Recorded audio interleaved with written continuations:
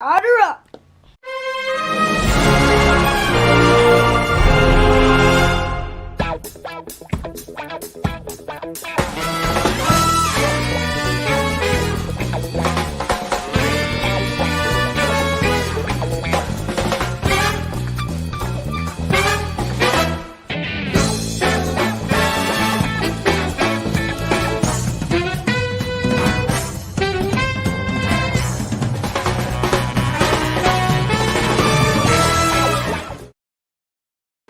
Hey guys, George here. Welcome back to another Fast Friday. We're talking about everything but trains. Yes, GFW Trains right here in the GFW Trains Worldwide Studio. Yes, Railroad in the GFW Trains Worldwide Studios. I am Wally. This is George, otherwise known as GFW Trains. and I'm the guy that takes GFW Trains places. Really loves that comment. Well, what's up, George? Happy Friday. Well, it's Friday, yeah. Super tired. Yeah, I know. You've been busy with school and all kinds of stuff, huh? Yeah. Well, welcome everybody to the stream. I have to apologize. I forgot to put up a link for the stream to announce it before we got rolling. So we'll probably have a really slow trickle of people coming on because I forgot to do that, and our times have been bouncing around. So 7 o'clock tonight. So welcome everybody that's here. Appreciate you being here. The people that are coming in, we've got Jake and Mac. Howdy on that. Robert Searcy, my dad, George Werderick, OG, Grandpa George, Anita Werderick's here, of course. Apple Napkins Railroads and North Country Trains. Hey, it's North Country Trains' birthday. Hey, happy birthday, buddy. Happy birthday to you. Happy birthday to you. Birthday, dear North Country Trains. Happy birthday to you. All right. Yeah, Grandpa likes to say, George, that he's kind of a guy that takes GFW Trains. I like the fact when he was on it, he said he's the guy that takes me places. Because that's pretty much what's going on. Hey, Alaska 3 Railroad, welcome to the stream. Glad to have you here. Slag Cat, Chesapeake and Ohio Railroads in the house. If you're just coming in for a Fast Friday, we like to hang out, talk trains on Friday night. Grab yourself a nice, cool, smooth iced tea and hang out. Yeah, Jeopardize 07 in the house. It is North Country Trains' birthday. Right there. Yeah. George was one of those mannequins at at Chuck E. Cheese, right? Or if you're from England, Sir Charles of Gouda instead of Chuck E. Cheese. Oh, from Ted Lasso. Right. So good to see everybody coming in again. I'm sorry for putting up the stream late. So really appreciate everybody being here, coming through the door. Hope you're having a great Friday night. Gateway to the weekend. George is already on, and we're not even 2 minutes into the stream. There we go. So what's been going on, George? Well, nothing much. We went to see 2014. So let's see, nothing much, except for we saw the big boy. You drove a steam engine. We'll talk about that, right? Okay. Saw the big boy. All right. But yeah, we went to Missouri, specifically St. Louis, and we got to see the big boy operate for the first time. That was so amazing, man. It was so amazing. That was pretty fun. Oh man, it was What did you think about that, George? huge. Like, I don't know how to describe it. I mean, it's just like, it was so big, you know what I mean? Like, Why they call it a big boy, right? yeah, it's crazy. So So we saw it. We drove down there, right? yeah. We got to see the St. Louis.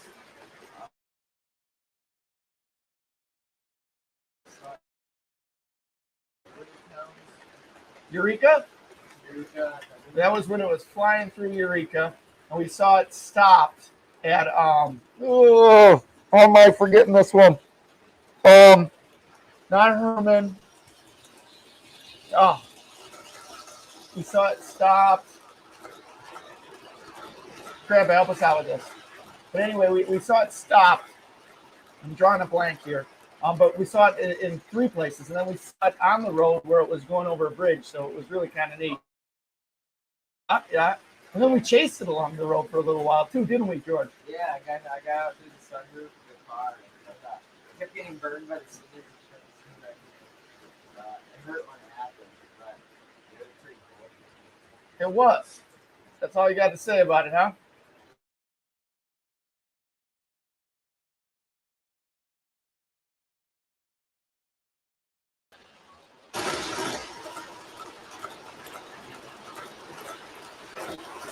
When It's off.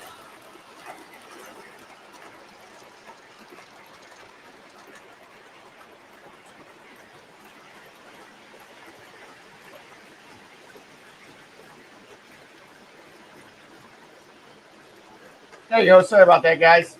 Pacific. That's where we saw it. oh, okay, yeah. But then we got it. In Washington, and then Pacific. We got to see at least the station in Washington, right? Whatever it was. Yeah. We got to see it. And we were like right next to it. It hurt. It hurt my ears. It's so loud. But that was a really cool radio. Then we got to see all the passenger cars.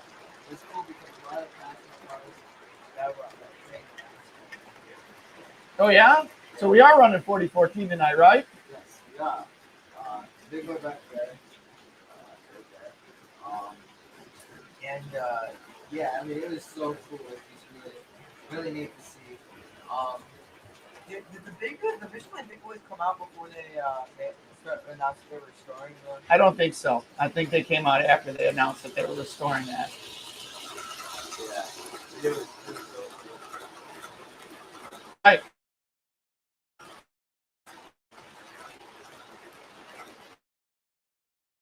Says we saw the big boy, got to drive 765. George says there's not much going on. We do have it all here in the Midwest. And the week before that, got to go see 1630. Yeah, you did. You Right. went to see them, yeah. So Apple Napkins got to see Big Boy in St. Louis as well. There's a lot of people going to see that. I saw a bunch of people on Instagram that posted about it. I mean, it's weird. Like all those people, like different, or like you see those big crowds, and you don't know that they're there until you see it on the internet. You know what I mean? Right. Hey, welcome. Some new people coming through the door. Do me a favor, smash that like button. That's really, really helpful. Robert Zimmerman's in the house. Our man Burnsy's in the house saying hello. Welcome to the stream, guys. Hello, Bernsey. We were talking about, Bernsey was giving me a hard time about my PFP train yesterday. Oh, yeah? What was that, George? Everybody was.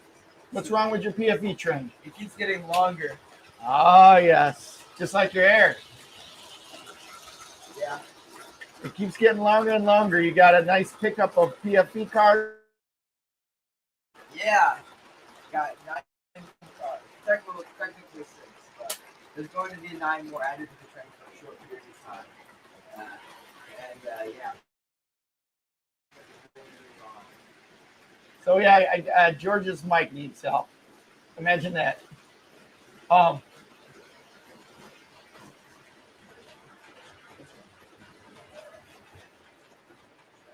Here, I'll switch with you for right now, George. I don't know.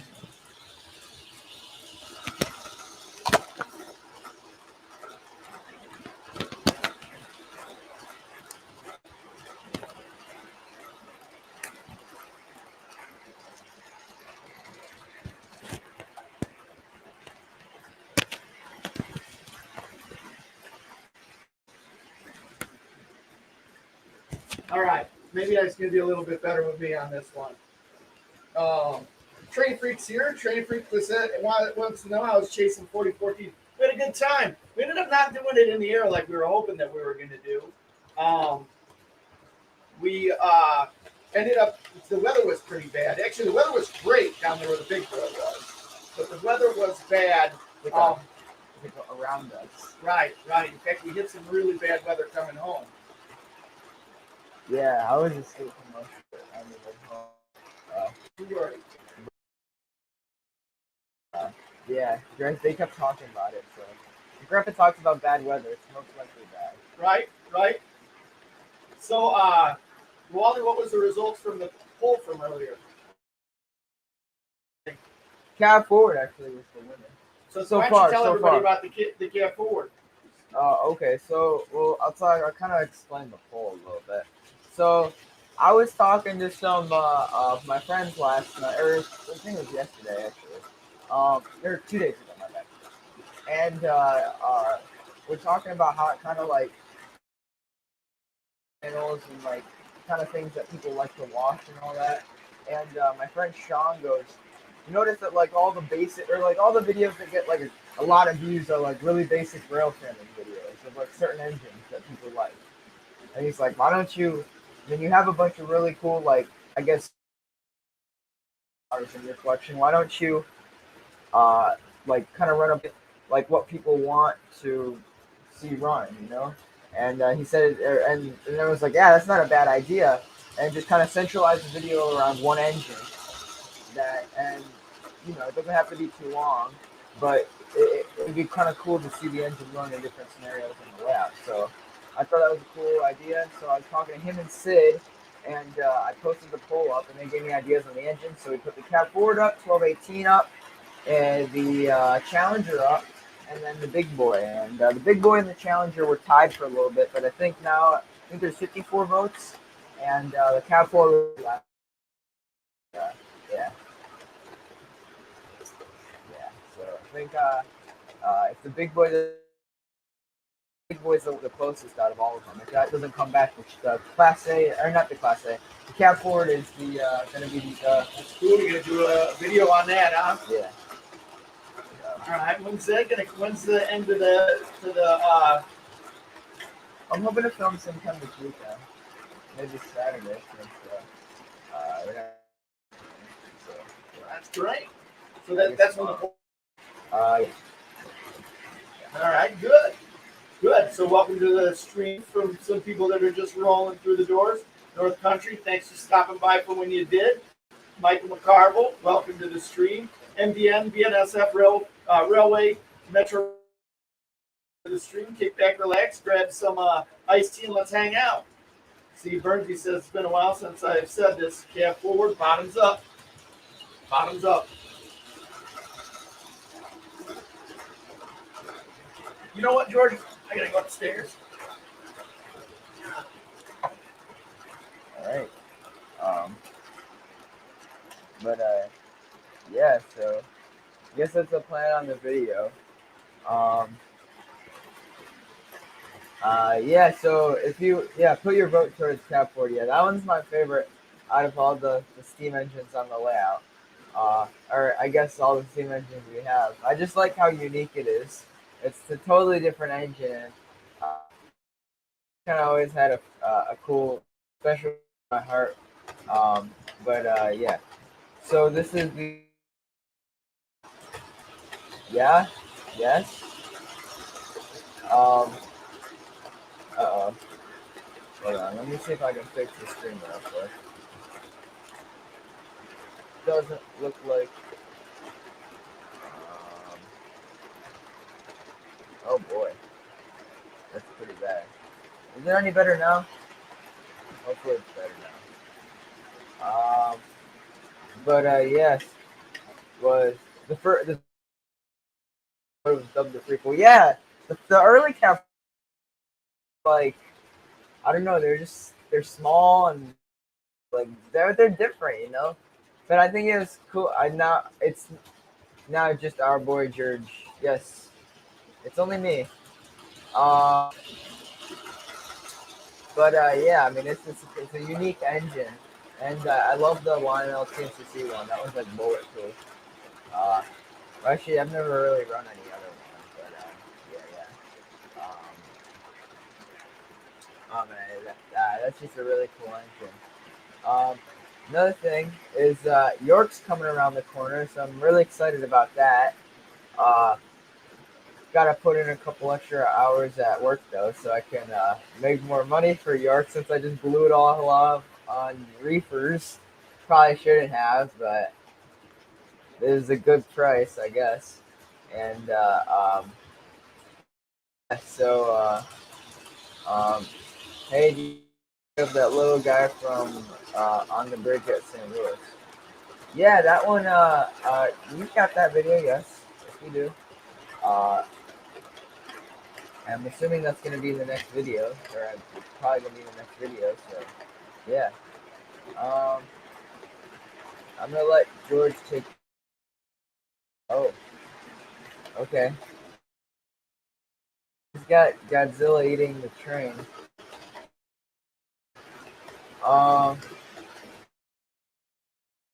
somebody just said something. I cheated the system by getting a nice set for $20. That's pretty cool. Um, yeah, that's really cool. Uh, um, uh, Jackson Crosswalk. Nice to see here. Let's see what. Oh, it stopped. 1531. Ooh, I don't know which ones those are. Let me see. Uh,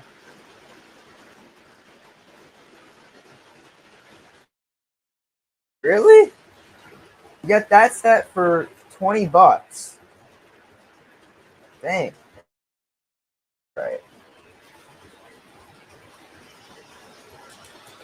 That's a nice set. If it's the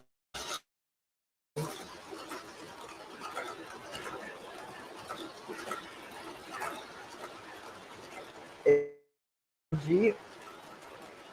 When I looked at cutting out, oh boy. Once I'm at HO Husky switch from the trunk LHO, and that was pretty cool with a Pacific. Um, but oh boy.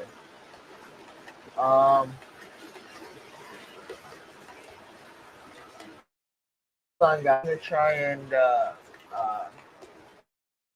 real quick. I'll be back in a sec.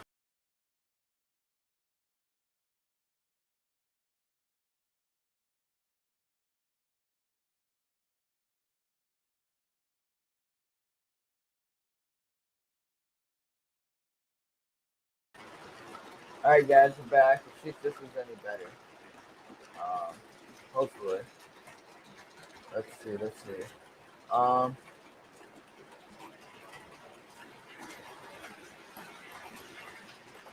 anyways, uh, let's see. StreamX is having some technical difficulties. Please stop and try again. Yeah. So, anyways, yeah, Vinyl HO is so weird. It's like the newer stuff is kind of cool. The older stuff is I really like the old stuff where it's basically just like post-war Lionel, just an HO. The set that we have is really cool because it's got the helicopter car and the yeah. That, I mean, it doesn't work really well, but it's really cool. Um, and yeah, where's Wretched Wiley? I don't know where he went. I'm playing Train Sim World 2. That's really cool. I have Train Sim World on my PS4. I don't play it that much though, because it's kind of hard to play. But I like how like realistic it is. Um, let's see. Plus, Lionel HO accessories is just as cool as their post roll gauge counterparts. Yeah, I think that they'd be like, I guess like not. I don't know. I think they'd not work as well just because they were made in an era of HO. I mean, I don't know. The Lionel HO doesn't really seem to be the best quality. I mean, I've never operated a Lionel HO accessory, so I don't know. I mean, but it seems really cool. Uh, Thanks, Robert. I fixed it. Yeah. I don't know what I did. I just refreshed the page. Hopefully that worked. Um, But yeah. Um, uh, but yeah. So guess what we got running right now?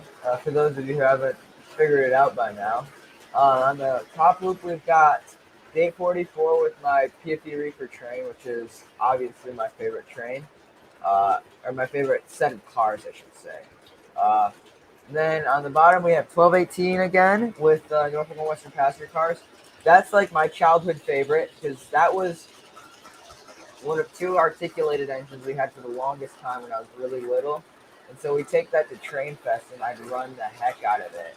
It's probably got the most miles out of any train um, that we have in our collection just because I used to run it for hours and hours and hours at Train Fest until until it would like stop running. It would like overheat, so we'd have to take it off, and then I don't know. Probably is not good for the engine, but um, yeah. Uh, let's see. Is Wally's upstairs watching the stream and chiming in? Yeah, I don't know where he went. Oh, he's on our phone with our internet provider. Okay.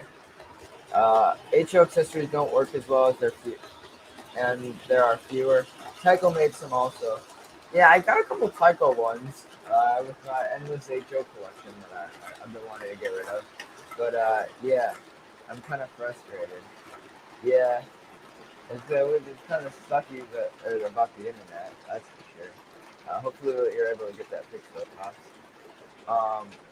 Yeah. The PFE were hotshot loads. Oh yeah, man, I love the PFE. Dude, oh man, PFE is amazing. I think there's, I think that this is what I want to do. I I mean, like, my dad asked me the other day what I wanted to do, like what I wanted my PFE Reaper train to look like, and I think I want, or like, I guess, is if there's a PFE or if there's a reefer for a good price. I used to be like strictly only PFE reefers, and then I started to put some. Hey, Ravenhawk, welcome to the channel. I mean, not channel, the stream. But I used to be only strictly PFE reefers, and I only wanted that on my train. But I put some other reefers on there, like for example, the white one, the St. Louis Refrigerator Company. And then I have a Arizona Brewing Company one back there. I also have a Grand Canyon one or the Grand Canyon line, and then I have another Santa Fe one on there. And they don't look that bad, like put in there. And I got the Grand Canyon one for like $20 at a train. My bad. At a train show. So yeah, I thought that was a steal. So now I'm not really too picky on my reefers. I just like I don't know, really cool. But he asked me what I like what I want my train to look like, and honestly, I just look like whatever. If I see one for a good price or see a set for a good price, I'll jump on it because I don't know. I guess it's just the I don't know. It's just gonna grow over time. Uh, how does the drawbridge work? Well, the lift bridge, we've got two of them actually, and I'll show you guys both. Let's put this down here. You guys didn't see that. Um,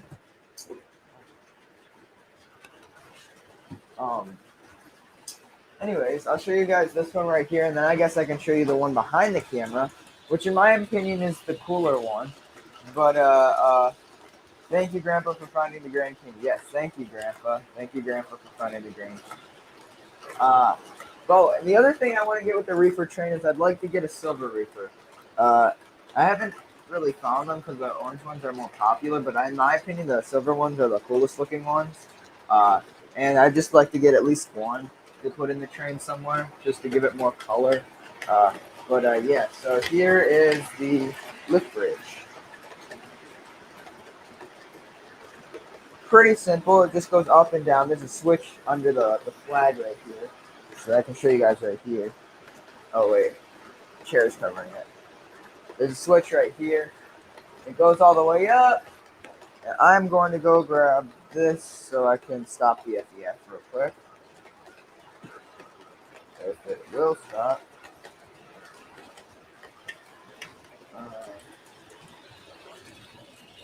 Oh yeah, I just stopped it. Yeah, it just goes up like this. And once it hits the top, it's really slow. Once it hits the top, it goes back down. And yeah, that's about the. I mean, they're really cool. This is probably the best of the two lift bridges that they made. Although the only problem with it is whoever made this didn't think about clearances, and so whenever you can't run anything, basically, like you can't. So there's certain cabooses that won't run under it. That's how bad it is. So, but I mean that's the only flaw with the bridge. Everything else is pretty cool. I think it's all die cast too, so that's really neat. And gotta rearrange this flag real quick.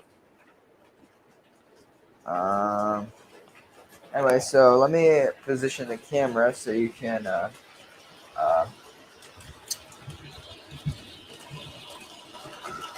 okay, I'll stop talking about reefers. I guess I'm now comprehending how bad that sounds. So here's the other lift bridge. This one is the cooler one of the two because of the sounds. The only problem is this was made during the capacitor plague. So these are known, or like the Protosounds 2 engines, these are known for the boards frying. And so it's really hard to find a lift bridge of this type that has that works. And we were able to find one at a garage sale that works. So for a really good price.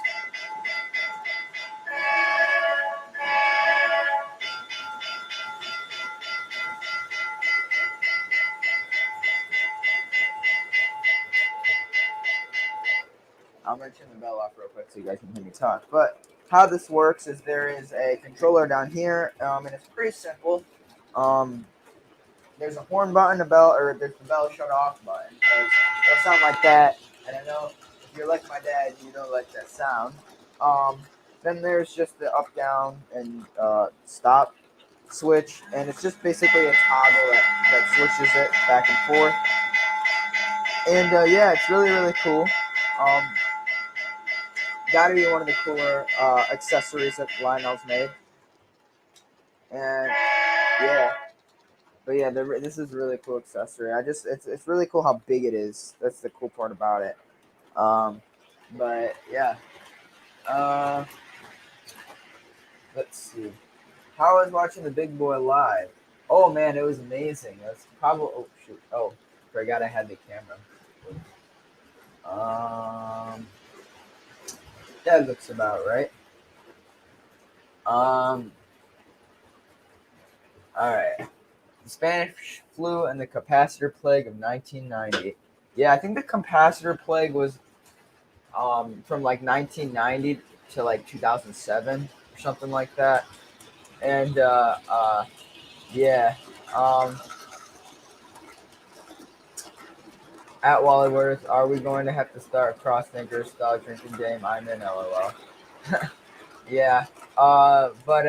Yeah, so the capacitor plague was not a good time for model railroading because if you know anything about electronics, there's lots of capacitors in these engines because I don't really know a lot about electronics, but I only know there's capacitors because I blew one up in my dad's Mustang train when I was trying to put the TMCC into it.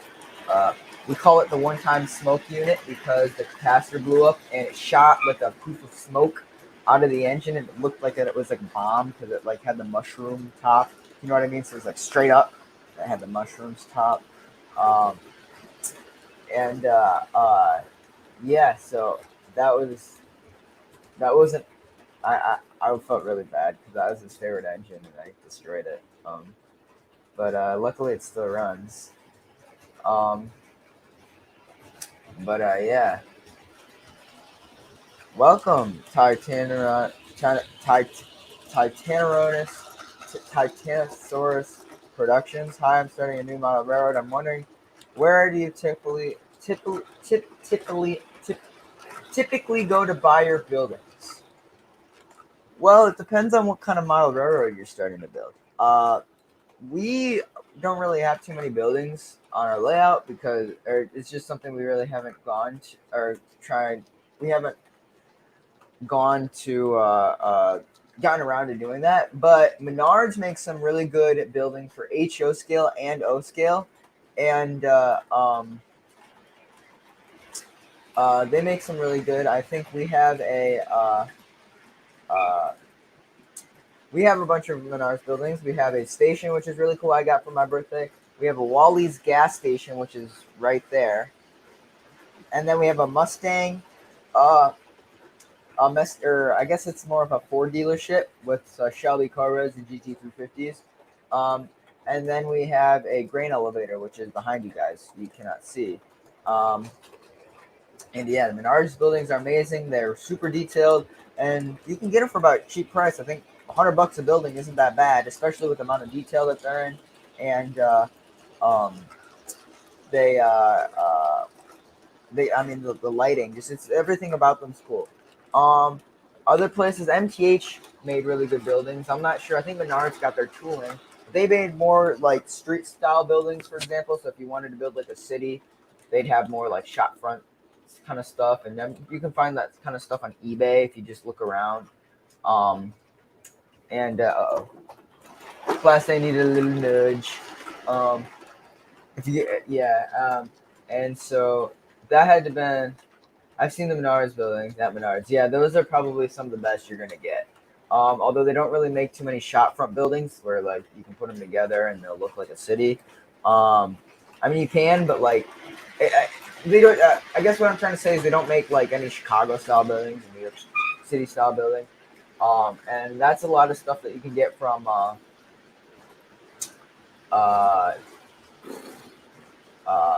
just eBay and stuff like that.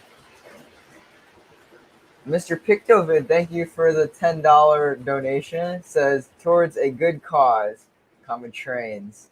Well, I thank you. Oh boy, this Class A is not liking the. It's been run for too long. It's starting to get warm.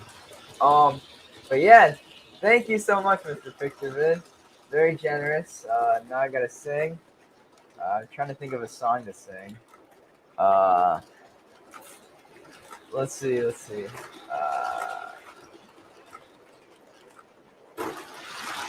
All right, now it put me on the spot here. All right. Let's see. She's coming around the mountain. Here she comes. She's coming around the mountain. Here she comes. She'll be coming around the mountain. She'll be coming around the mountain. She'll be coming around the mountain. Here she comes. She's riding 6 white horses. Here she comes. She'll be riding 6 white horses when she comes. That's the most I know about that song. Yeah. Thank you so much, Mr. Pictovid. Oh, I've been working on the railroad all the live long day. I've been working on the railroad shoot. Just to pass this time away. That's not the part, but I don't know the part, or I don't know the lyrics. This live stream is brought to you by GFW Trains merch line and the mainline Discord. There you go. Shoot, let's see. I wish Menards did G-scale buildings. That'd be pretty cool. I think it'd be cool if Menards did like G-scale. I mean, it kind of goes along with their I mean, Menards is kind of like an outdoorsy place. Not outdoorsy in the sense of like hiking, but more of like, working and hardware out. I mean, they sell like the outdoor equipment. So that'd be kind of cool if they had the stuff to make G-scale railroads. Just because I mean they have everything else there. You know what I mean? Where's our remote? I lost it. Oh, there it is. Let's see. Now I gotta get 12. Oh boy. Did I pop the circuit breaker?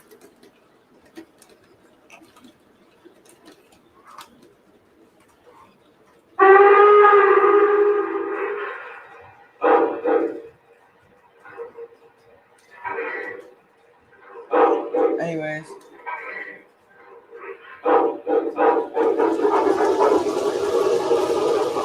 I'm gonna stop that right there just because it was struggling getting up that hill. Alright. Anyways, we got the 844 running, so let's see.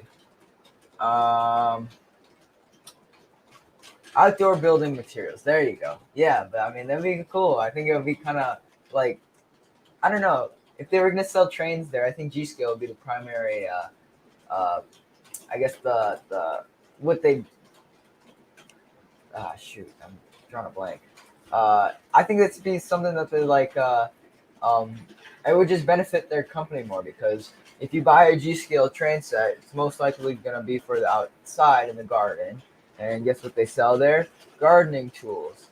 And what do you need to make a garden? You need dirt. I'm sure they sell that there. I'm almost positive they sell dirt there. Like gardening, like special, like fertilized soil. And they have all the materials to make a garden there. And it just would benefit them greatly, in my opinion, if they sold G-scale trains there. Yeah. I hope you have the 844 running. Yeah, the 844 was running. I had it stopped because I was demonstrating how the lift bridges work. Uh, yeah. So the I mean shoot, what was I gonna say? Oh yeah. So and I forgot to put it back on, so got carried away while talking. But yeah. Mr. Pictovid says you need to have some karaoke on screen song queued ready for George. LOL. Oh boy. I don't know, man. Let's see. 10 engine lash up. I don't even think we'd have enough power for that. Maybe if we did like 10 like diesels, maybe that would work. But steam engines, that would be crazy. I remember Eric's Trains did a lash up with like a bunch of big articulated engines, and he said he was having problems with that power. So I don't know. Arkansas does not have any Menards. The closest one to me is in Branson, Missouri. So that's kind of a drive. It's at least a drive for us. We drove there for my sister's dance competition, and holy moly, was that a drive, wasn't it? It was. It was. It's a long way for us. Not so far from Missouri though. It's just right around the corner. But I'm sure that's kind of a hike. You can get a lot of Menard stuff online. Yeah, that's the other cool part about it is they sell their trains online and their buildings. I mean that's the cool part. I think it's really cool that Menards has entered the model train world, and just because they're such a big name, the Menards, everybody knows about Menards. Yeah. What's funny, George, I think that it's frustrating for some people because it's big around here. It's a Midwestern business. It's not big everywhere in the country. Like, I don't think that there's very many Menards down south. Yeah, I bet you're right. Yeah, well, yeah. Because I remember I've got a friend from Washington State who always complains about not having any Menards. Although he lives in like a really, really, not like remote, but like there's like, he lives on these islands in Washington. And on the islands, there's an Air Force base, and he lives a couple miles from the Air Force base. And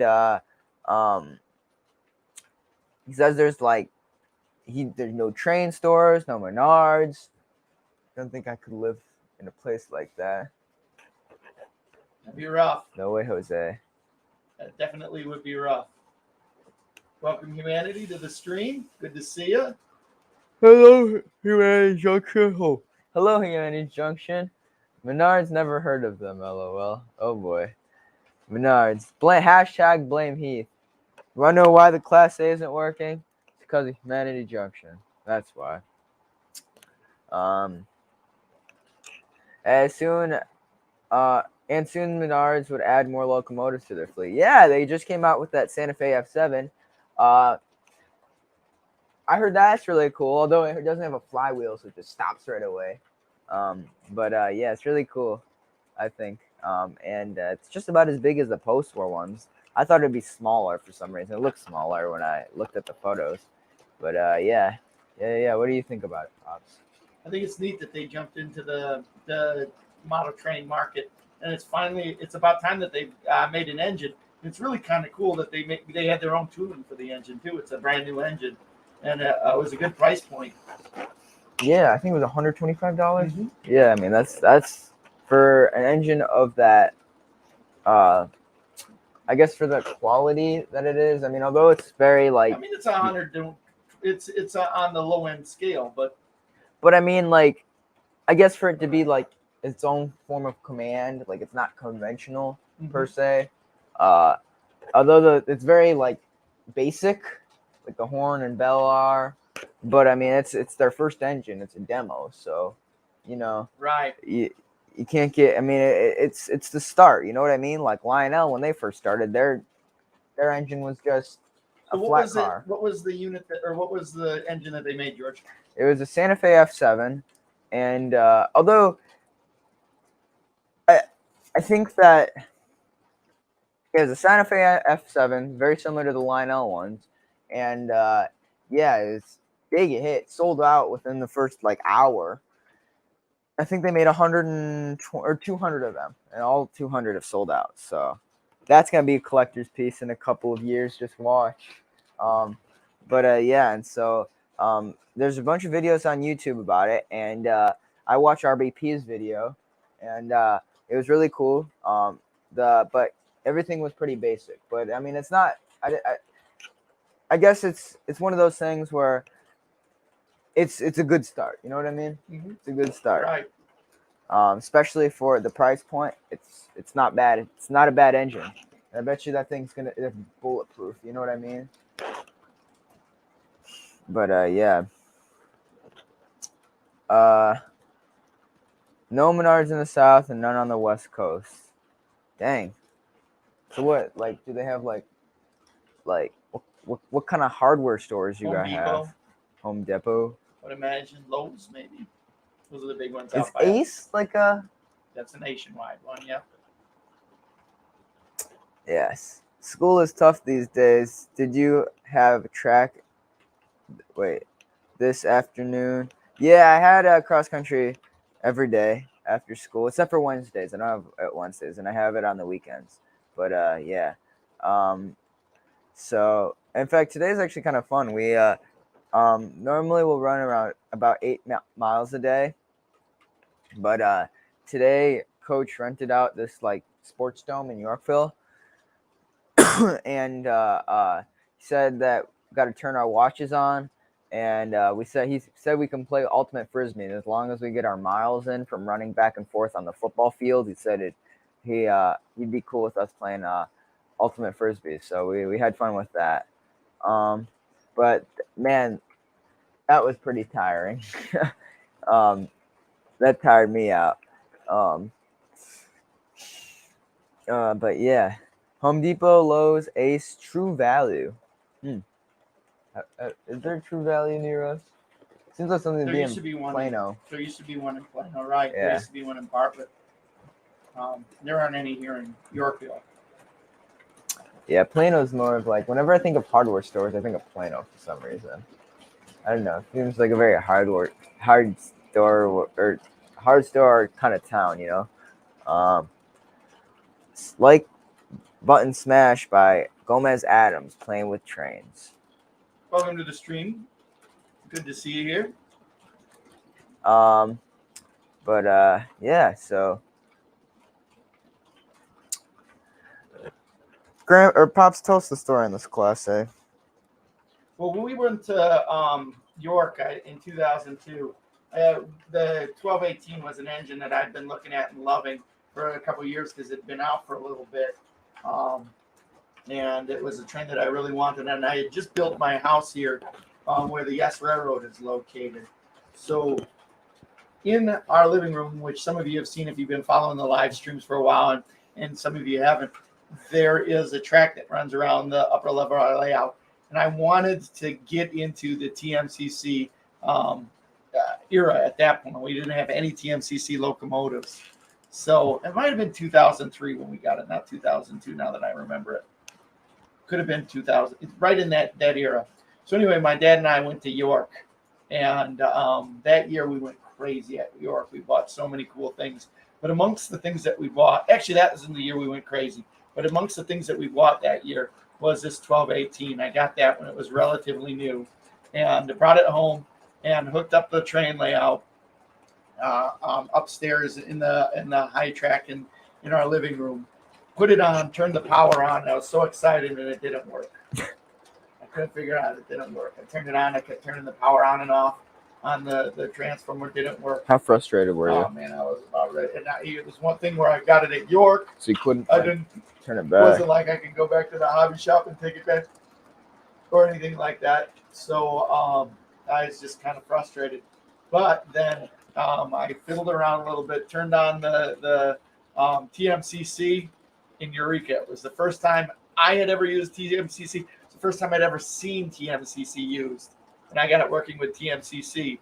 So we've got a lot of experts around here on TMCC, but this was the first one. This was the first engine that anybody that I knew, any of my friends, saw TMCC going. And I told them how easy it was to get it hooked up and get it operating. And the ball just started rolling from there. Yeah. And so cool part about this engine is when I was little, it was one of two articulated engines we had. And I was probably about like maybe 5 or 6 when we went to my first train fest. I think so. And that was the first articulated engine in our collection too. There you go. Right. The first one that operated off of TMCC. We had other TMCC engines at the time, but this is the first one that we actually had operating. It was the first articulated engine that we got in the collection.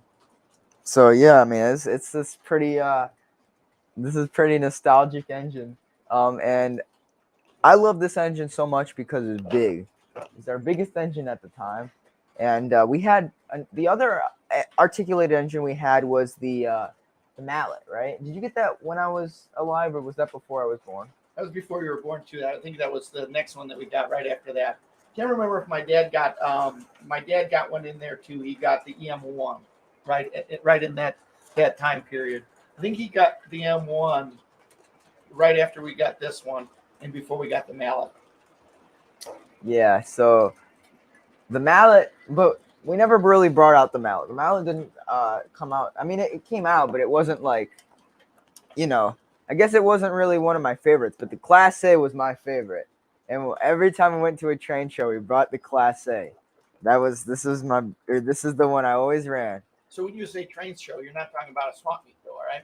It's more of like it's basically where our train collectors, or the Train Collectors Association has a modular layout, and they'll take it to, it's not a swap meet, but we call them train shows, right? And they'll display the modular layout and run trains for the weekend. And the biggest one in the United States, if I'm correct, right, is they do it in Milwaukee, Wisconsin, and it's our biggest train show of the year. We set up our really biggest, nicest layout, and for the longest time, I ran this train with these 7 passenger cars. Yes, 7 passenger cars. Wait, is it 7? Yes, 7. So, yeah, and I ran that over and over and over, and this has probably got the most miles of any engine in our collection, just because it's ran so much. And then later I was going through my Norfolk and Southern phase, and I found out that this was part of their steam program at one point. So naturally, what do? We had a -9 that was a dummy, and so I put it behind this, and I ran that as an excursion train. So I had it going, man, and it was pretty great. And so there was a couple times at Train Fest when it kind of slowed down. You can tell it's a tired engine. It's a very tired engine. I have to get that one rejuvenated. I don't know how to do that. We've got so many engines in the shop right now. At least this one still runs. Right. And so yeah, this is a tired engine, but it is. And so we kind of stopped bringing it to Train Fest just because it didn't really perform as well. I mean, we brought it, but we wouldn't run it. And so, but recently took it out of the box, put it on the layout, and away it went. So yeah. So George, one of the things I forgot is we met a young man when we were down in St. Louis, and I thought I would remember his name for sure, but I've forgotten it. We were at an overpass looking down at the big boy the day before she steamed up and went across Missouri. And I forget that young man's name. Hopefully he's watching because we told him about GFW trains. We told him about the GFW trains live stream tonight. And I apologize, I don't remember your names. But hey, shout out to you, big guy. If you are watching, put something in the stream so we can say hello and shout out your name. But thanks for that catch, Mom. Shout it out. Grandpa says, got the EM1 just before we started building a new layout. We use it for checking clearances and trackability. I remember seeing that in some of the pictures of the layout before it was finished. Yeah, man, it looks so weird, that room without the layout. Yeah, oh man, that is, because I remember seeing that going over the double crossover when it's just like track. Mm-hmm. And yeah, that's a cool picture. In pictures. Yeah, in pictures. No, I wasn't born yet. But there's a picture book that Grandma has. It has some pictures of the old layout, and then it has pictures of the new layout when they were building it. And yeah. Question for GFW. What are the best places to shop? Trains, East Trains of Kirkland, Broadway, hop from... Oh, boy, all right. Can I answer that one, George? Yeah. So one of the things that I like to say, there's two things where we always shop. One is we always like to shop local and buy our trains from the local hobby shops around here. I know with COVID, just coming out of COVID, that it's really hard for the local hobby shops, and hopefully they're going to be able to bounce back and get on their feet. We're lucky we've got some really nice ones around here. We've got Denny's Trains and Things, which is out in Oswego, which is right down the road from our house. There's a couple of other great ones in Chicago that we go to. So that's my first thing, is if you have a brick and mortar one that's close by, go to your local train shop. The other thing that we like to do to buy our trains, which is good in a couple of different levels, we love to go to train shows to buy trains. In fact, a great deal of our trains that we have, we've bought at train shows, right, George? Oh yeah, great amount of great big deal. A majority of our collection we've bought at train shows. Would you agree? Oh yeah, absolutely. Like we don't really ever pre-order anything. I'm not sure if you guys have, or like bought it directly from Lionel. Maybe Grandpa has, but most of the times we get our engines at train shows. And the cool part about the train shows is that you don't really know what's going to be there. For example, I mean, you can have a preference, but I think what the mindset I go into train shows with is, let's see what they got, and it might be something that, for example, right? We recently got that Challenger, the Vision Line Challenger. Now, not in a million years would I think we'd get a Vision Line Challenger. Right. But it was a neat piece. And I didn't really have a thing for the Greyhound engines until there's the Greyhound Challenger on the table for a good price, and now it's one of my favorite engines. It's really cool, and I think you got to look for those deals too. The deals are the biggest part. If you go in there with a certain engine in mind, I mean, you might be able to find it, but maybe not the price that you want to find it at. Right. And so then, as far as train shows go, there's also the social aspect of the train shows, which I think is really cool. There are a lot of neat people at the train shows, like-minded people we can talk trains with. We belong to a group called the Train Collectors Association, called the Train Collectors Association, which is a nationwide organization. There's a link down below if you're interested and they have train shows throughout the country. Various different divisions and chapters have them, and I would recommend to join an organization like that. Go to train shows, and they'll point you in the right direction. Great local hobby shops and good trains, just from one person to the other. So, Anicia Boyce, thanks for joining us on the stream here. I'm sorry you couldn't stay very long, but welcome to the stream. Thanks for joining us. See you around the roundhouse. For those of you guys that are just coming into the stream, welcome to the stream. If you've been here for a while, welcome back. So smash that like button if you would. That's extremely helpful with us getting the message out there in the live stream. And a new sub from Anicia Boyce. Thank you for that. Right, George? Yes, thank you. Thank you. But yeah, that's the other cool part too. The Train Collectors Association, if you join a club, most likely they'll have club meets where you're able to buy and sell trains. And it's also a really cool part to learn. I mean, honestly, at this point, clubs are just really good ways to find out things on how to build your lab. They're good like resources, for example. If you go to clubs and you're not afraid to talk to people, people will talk back to you. I mean, not talk back, but like talk with you. And it's like a walking library at a lot of those places.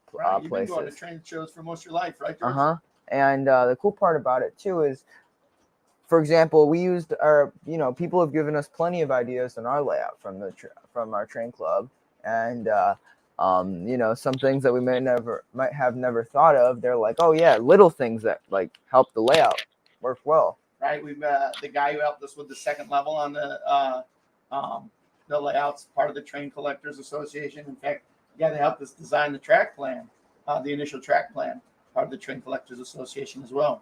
That's right, yeah. He and the track plan's been around since before I was born, right? Right. It's kind of like one of those things where it gets like tucked away and then they find it in like a file cabinet. Right. Yeah, Nick's Crossing's right. George, you can speak to that. YouTube has also helped me meet people that I love filming and running trains. That's right, yeah. That's the other cool part too. For the longest time, I've wanted to like find people that like trains like me. You know, you go to school and there's not going to be probably about 99 times out of 100, there's not going to be a kid that likes trains there. You know, and the cool part about YouTube is I've been able to connect with people who also like trains as well, that are my age. I guess I'm sorry, I had train friends, but I wanted to find people that were my age that were into trains as equally as I was. And I think the cool part about YouTube is I've been able to do that. I've been able to do that through the YouTube platform, and I've made a lot of friends that live within, in my state that I hang out with now and run trains with. So it's pretty cool. But yeah, that's the other cool part about YouTube. YouTube's a really good source as well. And the cool part is, just search up anything, and there's plenty of good videos on how to, good tips and tricks on how to build your layout. Yeah. Yeah, the Train Collectors Association is a really nice resource. We like that. We've got a lot of good friends that we've met over the years at the Train Collectors Association. Like I said, there's a link in the description below. It's the largest train club in the United States, at least as far as O gauge goes. There's roughly around 40,000 members, and there is regions throughout the United States. They call them divisions, and each of those divisions have some chapters, and they usually have at least one train show, but most of them have quarterly train shows or even more. In fact, here in the Chicago area, we have train shows, about 10 of them a year, as well as a bunch of other train-related activities that they do. Have you ever experimented with line outs, diesel handrails? Put your smartphone in front and film. It's neat. I have done that. You see What is that? It's like, well, nothing. It's just the phone is like thin enough to fit in between the handrails. Oh, I see. I did that when I was little. The only problem is there's like sticks out on the side so much that it hits stuff going by and then it breaks off the handrails. But I used to do that when I did the floor layouts, And in fact, a lot of the kind of camera eye videos you see on the floor layouts are from the cell phone like that. All right. So Robert, that's cool that you just joined the TCA. Fantastic. I think you'll like that. We just joined the TCA for Corey. But yeah, TCA is a really good source. It's fun. You meet a lot of cool friends there. But yeah, there's all sorts of other clubs out there too. There's the LCCA. There's lots. There's a lot of other clubs. So if there's one that's more active than others by you, by all means get involved with that. Where there's other people that you can talk face-to-face trains with, because it's really cool. I agree, Nick, that it's been neat that over the stay-at-home and COVID, that people had the opportunity, or people had to stay at home, and it was neat that this community, the model railroading community, kind of turned lemons into lemonade, where we all worked on our layouts and we started branching out and talking to each other.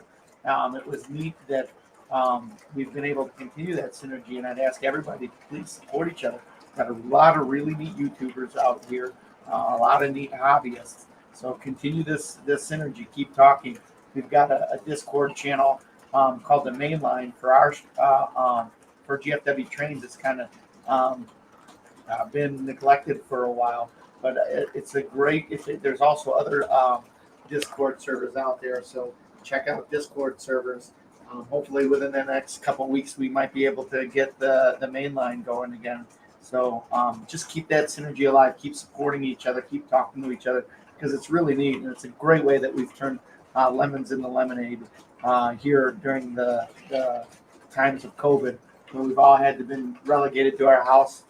We've done some neat stuff, that's for sure. oh yeah, that's I mean, the cool part about the COVID, I think the amount of trains kept the same. What do you think? Yeah, definitely kept me safe. Yeah, we come down here, every day, just do school, then come down here after school and do the live stream, and then after the live stream, we'd work on the layout a little bit, right, and repeat every day. Every day. This is our 126th live stream since we started doing it. Yep. Holy moly! Yep, it's a lot of live streams. So Railfan Kimbo's got a question there, George. Hello. Is that a Y6A or a Y6B on the inner track? No, it's actually a Class A. It's 1218. Let me see if I can pick it up real quick to show you. But yeah, it's 1218. It's the first generation Lionel Y6B. I like to call this and my big boy. I like to name them the bad boys, because they caused a lawsuit between Lionel and MTH. So yeah, so that's why I like to dang it. That's why I like to call them the bad boys. But yeah. Congrats on the great run. You guys are the best. Thank you. Pacific Northwest Division TCA meets in Chehalis, Washington. Right, Grandpa. Right there. Chehalis, Washington, at the Moose Lodge seat. There you go. Just in case you want to know. DB Tech says I have one of those SQ11 spy cameras. It's about an inch cube. I made a video with it a while ago. Well, that's really cool. Some of those small cameras are amazing. Just how small they are. It is true. Like the spy cam stuff. Yeah, especially from how far it's come with super small cameras. Because we got a camera in one of our Genesises. Right. So early Williams. I don't know what happened to the receiver on that though. Oh really? Yeah. But yeah, it's funny because you used to be able to watch the train, but the camera quality was so crappy, and it's to think about it, it's not even 15 years old. Well, I tell you what, my dad had that Lionel rail scope when we were growing up. Yeah, and that was the coolest thing when it came out. It was so neat. It came with the Lionel rail scope came in a little Jeep. It was kind of a cheap Jeep, and it had the camera in the front, and it was also sold with a little black and white television. And you'd hook it up on your train tracks, and it was as if you're riding in the cab. It was quite a technological step forward for the time. And that was during the MPC era too, so that was pretty crazy. Grandpa said that the TV ran through batteries like it was going out of style. No, that the train ran off of 9-volt batteries, Oh, and it like the camera in the train. what? Yeah, well, no, the train ran Oh, off I the guess. tracks, and the camera Yeah, on the I train guess that makes sense because ran off of 9-volt it's not running batteries. out of, or it's not running off of like constant power. It's Right, on and off. right. So Rail Chief's just coming in saying hello, welcome to the stream. Everybody, if you're just coming into the stream, do us a huge favor, smash that like button. That's extremely helpful for us getting the stream pushed out through the algorithm for the people that weren't able to watch it. Yeah. So Anisha Boyce wants you to stop the big boy and then get it going again. George, you think you can do that? It's Yeah. not the big boy, but any of the UPs. So I'll stop the big boy when it comes around again. right. So Nix, is that what you got? Did you get the rail scope that we're talking about? Oh boy. Yep, the scope. They had one at Chicagoland the other day. Did they really? Yeah, it was like I didn't. How much were they open asking it. for that? I don't know. It was like in that section where like everything's like the accessories section. You know what I mean? Right. It's like right. really hidden. Honestly, I mean that'd be kind of an interesting one to that'd be a good like video. You know what I mean? Like a history video. Right. You know how people do those history videos on certain pieces? That'd be kind of an interesting one. Because honestly, that's a pretty cool set. In my opinion, I always loved the way that Jeep looked. Yeah. Yeah. Welcome, Greg. Uncle Greg's in the house. Hello. Thanks for coming by. Smash that like button. In fact, everybody here, if you're just coming in, haven't done it already, do us a favor. Solid up for GFW Trains and smash that like button. George Railfan Kimball wants to know where he can find post-war lineup Erie passenger cars between 1952 and 1954. They made Erie passenger I don't cars? think that there were any post-war Erie passenger cars. That's a good question. We'll have to ask George Werdrick, the other George Werdrick, OG George, if he's got any ideas on that. That's kind of in his wheelhouse a little bit more than ours. Yeah. The only one that I can think of is maybe like the green and yellow one. So that's not really Erie colors. Right. So Nick was saying that the Strasburg train shop was trying to sell him that rail scope, but he said no. That's a neat thing. The technology has progressed from that rail scope. Actually, the next stage that we had was K-Line came out with a flat car. They had a camera on it. In my opinion, that'll always be my favorite car. Why is that, George? Because Grandpa had it set up on the tube TV in the basement, and Sammy would be running the trains. And he never ran it too often, but he always did it on Christmas or the Boy Scout open house. Right. And either Sammy would be running it or I would be running it, and we'd just sit there by the TV for hours just watching the train go around the layout. Because Grandpa's layout looks so cool from the cab's like point of view. Oh, it does. It's like Antoinette is here and she's doing dishes. Oh well, I hello. don't believe that. She doesn't do dishes. Thought you were the one that was doing the dishes around there, Greg. And yeah, as far as the Erie, I'm with Nick that the Eries that I know of from post-war, at least engines and passenger cars, are the Alcos, the 2032s, black and yellow Alcos. But I'm unaware of any passenger cars that they made. I don't know if they made any newer ones. If you were trying to replicate the era of 52 to 54. I'm not sure, but what a neat railroad and a neat engine, a neat era and a neat railroad to model. That's for sure. Yeah, the Erie is pretty cool. So wait, are the Erie Lackawanna and the Erie the same thing, or are they two different roads? Well, 3 different railroads actually. Oh, all right. But all together. So you had the Erie Railroad, you had the Lackawanna Railroad. Oh. And then you had the Erie Lackawanna. Okay, that makes sense now. Yeah. All right. Right. So just like you had the Burlington The Well, actually, Burlington. that's not the same because there were a lot more railroads than just two that went into Yeah, but same thing, like name. that. Right. Yeah. All Right. right, all right. So I guess Burlington Northern and Santa Fe came together. That's cool. That's cool. But Well, I'm a little bit jealous of you, Knicks. Hold on, this isn't working for. oh, Yeah, I'm a little bit jealous of you there, Knicks, with having a DJI drone. I've always wanted a drone like that for some neat drone shots. is The that drone the? shot would have been really cool when we went to go see the big boy. Oh yeah. We got some neat shots, but oh man, if I had some drone shots, that would have been mind blowing. I'm taking a class in engineering, or not engineering, but in school called Drones and Robotics. Mm-hmm. It's crazy. Did you know that you have to take a test now to Yeah. operate a drone legally? Yeah. Like even I like mean, the like a small bigger ones. But like the ones that we have to operate in class, Uh-huh. like they're not even What that size big. are those? I don't know. They're probably about the size, maybe a little bit bigger than our like Oculus. Okay. I think they're bigger, but like it's like, yeah. Okay. It's I mean maybe that's something for us to do in class, but like I don't know. We have to take a test before we're able to operate the drones, and it's like an FAA test, which is interesting. But yeah. Alaska 3 Railroad says I actually got 2 like buttons smashed on 3 devices.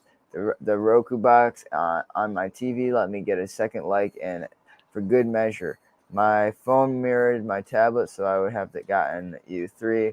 2 out of 3 ain't bad. Right. There you go. There you go. Lots of railroads merged. Yeah.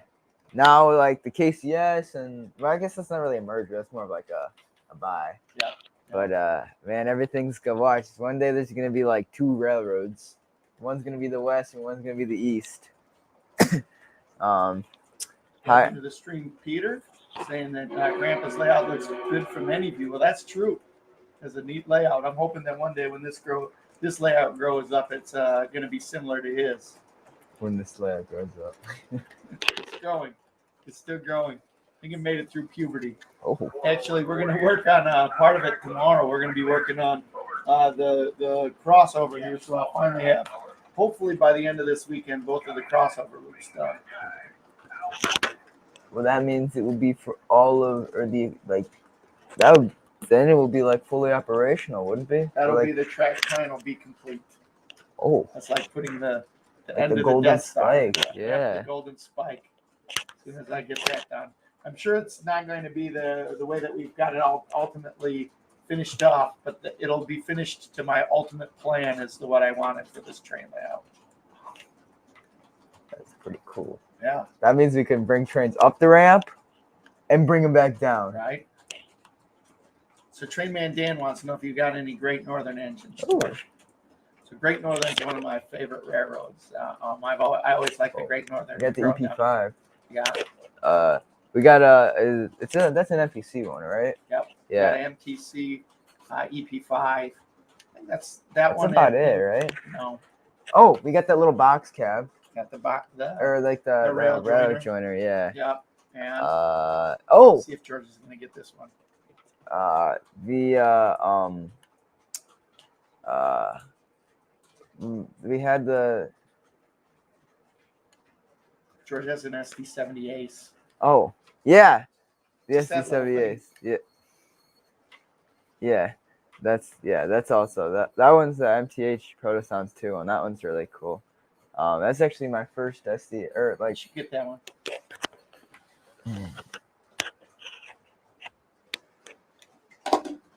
While George is out again, welcome to everybody who's just coming into the stream. If you're newer out here, welcome. If you're one of the people that have been around and have been friends with us for a while, welcome back. Appreciate you being here. We've got a really, really neat community with all of the model railroaders that have joined us through COVID. This is our 126th stream, so I feel real blessed that everybody's here spending time with us. This is you've given us your most precious thing that you've got in life, which is your time. And it's really humbling that you kind of give us. So thank you very much. Yeah, for sure. So Here's our Great Northern stuff. This was my first like really nice engine that I got. So I got this before I got my first TMCC engine, and Santa Claus gave this for me, and I think I was probably 8 years old maybe. I was pretty excited. And believe it or not, this has been one of my nicest engines for the longest time. This is really neat engine. The sounds in it are amazing. And the paint or the colors on it are really cool too. But yeah, oh man, this is really cool. And yeah, I think the cool part about it is the startup and shutdown.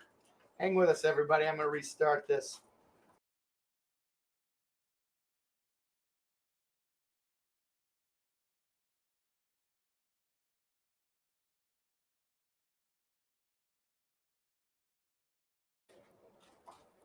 Anyways, yeah, it's really really cool engine.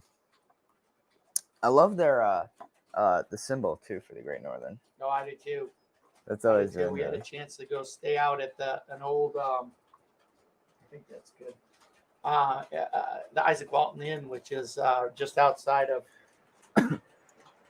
Glacier National Park, and it's right off the old Great Northern Line. It was a really, really neat lodge to stay at, and everything there is railroad themed, with specifics on a lot of their stuff being Great Northern Railroad themed. So yeah, for sure.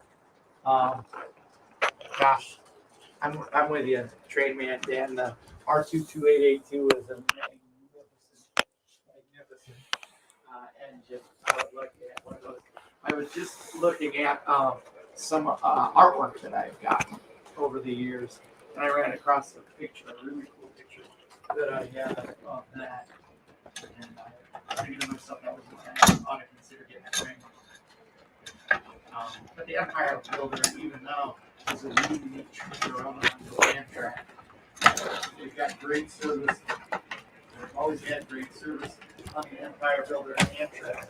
My dad likes to run the Empire Builder with my mom quite often out there. Luckily, I've had a chance to do that.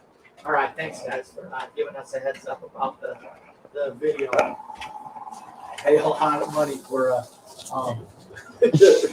for good internet. Oh. And the internet sometimes, I don't know what it is. It's even hardwired in. At first, the way we had it was we had it so that it ran off of our Wi-Fi. But I switched it up now where it's hardwired, and we got it hardwired into the computer here. Sometimes we get a little bit tricky on that because it's just got one little plug that tends to come out or get knocked around. But it is what it is. If you need perfection, I'd tell you to go watch NBC or ABC or something like that. We're just a father and a son having fun with trains, and hopefully you can find some joy in hanging out with us on Friday because we have a good time. It's always a nice way to roll into the weekend, just to grab a drink, get back, relax, and talk trains with friends. So, NBN and BNSF Railway Metro Rail Planner says that he's been on the Empire Builder once. If you like that Empire Builder, who here's been on the Empire Builder before? I really enjoy that one. Well, Anicia Boyce, I appreciate you coming by and hanging out and talking trains with us. Hopefully you'll come back again. We usually do our streams every Friday at 7 o'clock. However, this Friday, or this next Friday, is my daughter's first dance or POMS performance at the football game. So we are not going to be putting on our stream next Friday, but look for us the following Friday. It's going to be hit and miss for a couple Fridays because we got lots of action with school and the kids and everything like that. Joy. Oh, yeah. Sorry about that, Grandpa.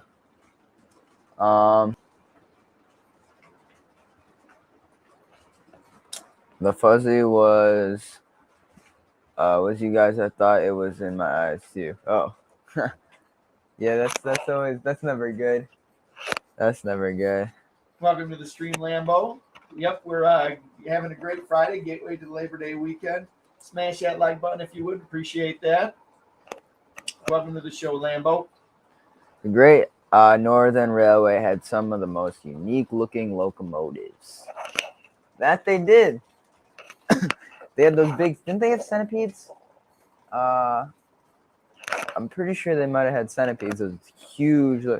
Ours Trains, welcome to the stream. Long time no talk. Hope that school's going well for you. Starting up college. Right.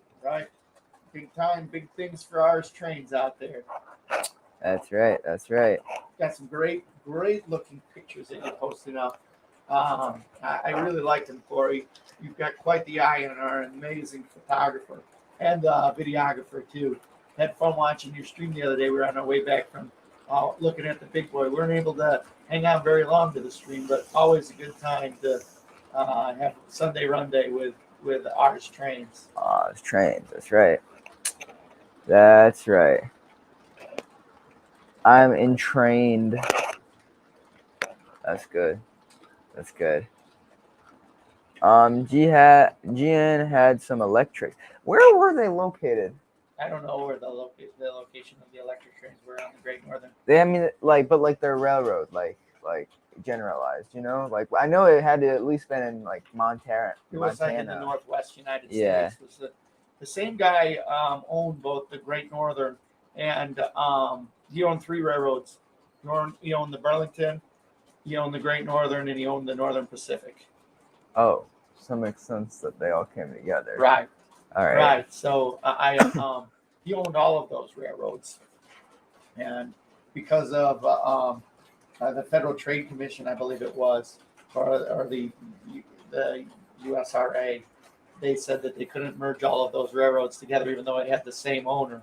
And it wasn't for a while where they said that they could. And the Northern Pacific, the Burlington, and the Great Northern all merged together and became the Burlington Northern. And it was the largest railroad in the world for a long time. Mm-hmm. It still is, if I'm correct. The story on that is amazing. There's a really cool YouTube video that I love about how cool it was. Because it went through like pretty much the dark ages of railroading. Right. And it wasn't like, although it might have been struggling, but it just didn't look like it. You know what I mean? They kept chugging along. They got lucky with their coal mines that went through like right through their railroad. So they got the first dibs on transferring that kind of stuff. It's just really cool. The yeah. BNSF is one of we actually, for it being the railroad that runs right through our town, the main line running right through our town, we don't have any BNSF equipment. Yeah, the only thing like we have BNSF we've got Burlington and we've got Santa Fe, but we don't have any Burlington Northern Santa Fe. And that's a railroad that runs right through our town. Actually, one of my favorites. It is, yeah. I like the orange. The orange is really cool. Yeah. But we got the only thing BNSF I think we have is those Boeing cars. Oh, speaking of Boeing, I need to. Here, while you get that out. I think it's all right. Just keep talking. I think it's just the way it is. Oh, the cord. Oh, now we got disco party. Anyways, all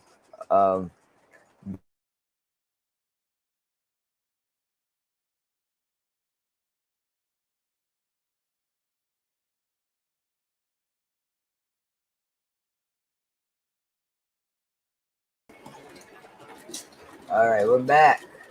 Oh, it's like Discord. I like Discord Skype.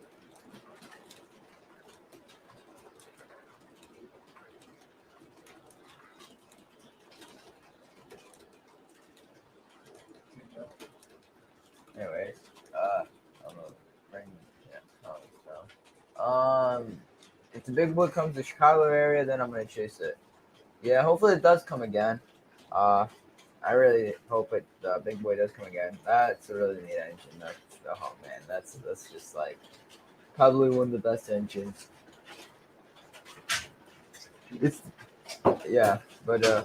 There she is, the Boeing car. I'm trying to fix an HO high railer. I got super glue all over the place. Oh boy, those high railers are interesting pieces, that's for sure. And the super glue sucks. My dad hates it. I hate it.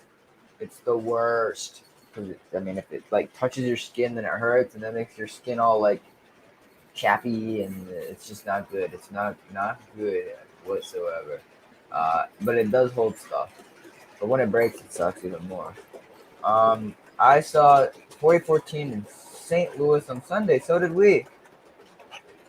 We saw it on St. Louis as well, or at St. Louis on Sunday as well. Worldwide of trains and trucks. That's the young man that we saw down there in Las Vegas, George. Oh, really? That's cool. That's Mark. So where'd you see it at? Where did you see it at? Seeing the big boy and nickel plate 765 in person would be a dream come true. Yeah, I mean they're both of them. Like the 765 was big, and I thought that was huge when we were driving it. And then you see the big boy, and that thing is humongous, man. Like I mean I've seen big boys before, but seeing a big boy in static display is not the same as seeing one operate. You know, seeing one operate just had a whole seeing other it like living and breathing, Yeah. and talking. yeah, It was like it was a beast. it was a beast. It was. I'm with you on that, George. That between seeing it in static display and seeing it out there and just like with it just water and steam and heat. Oh yeah, crazy man. And the whistle, oh my gosh. Yeah, but 765 man, that was big. And big, I mean, it's just different. Like you see a steam engine like at like a railroad museum, and it's big, but it's like it just seeing them operate adds a whole different sense. Like a whole other, like just a whole other like effect to it. You know, it's different from like a diesel engine. The diesel engine, I mean, although they're really big and cool, they just don't have the charm. You know what I mean? Right. We must have just missed you, Worldwide Train and Trucks, because we saw it parked. We went over there to St. Louis too on a Saturday night and saw it parked right there next to that Amtrak train. And we Googled at it for a while and just enjoyed seeing it. 4014's whistle is actually the 3985's whistle. Well, that's sad. Is it really? I didn't know that. Man, I saw a meme the other day, and it showed a parent like holding up a child.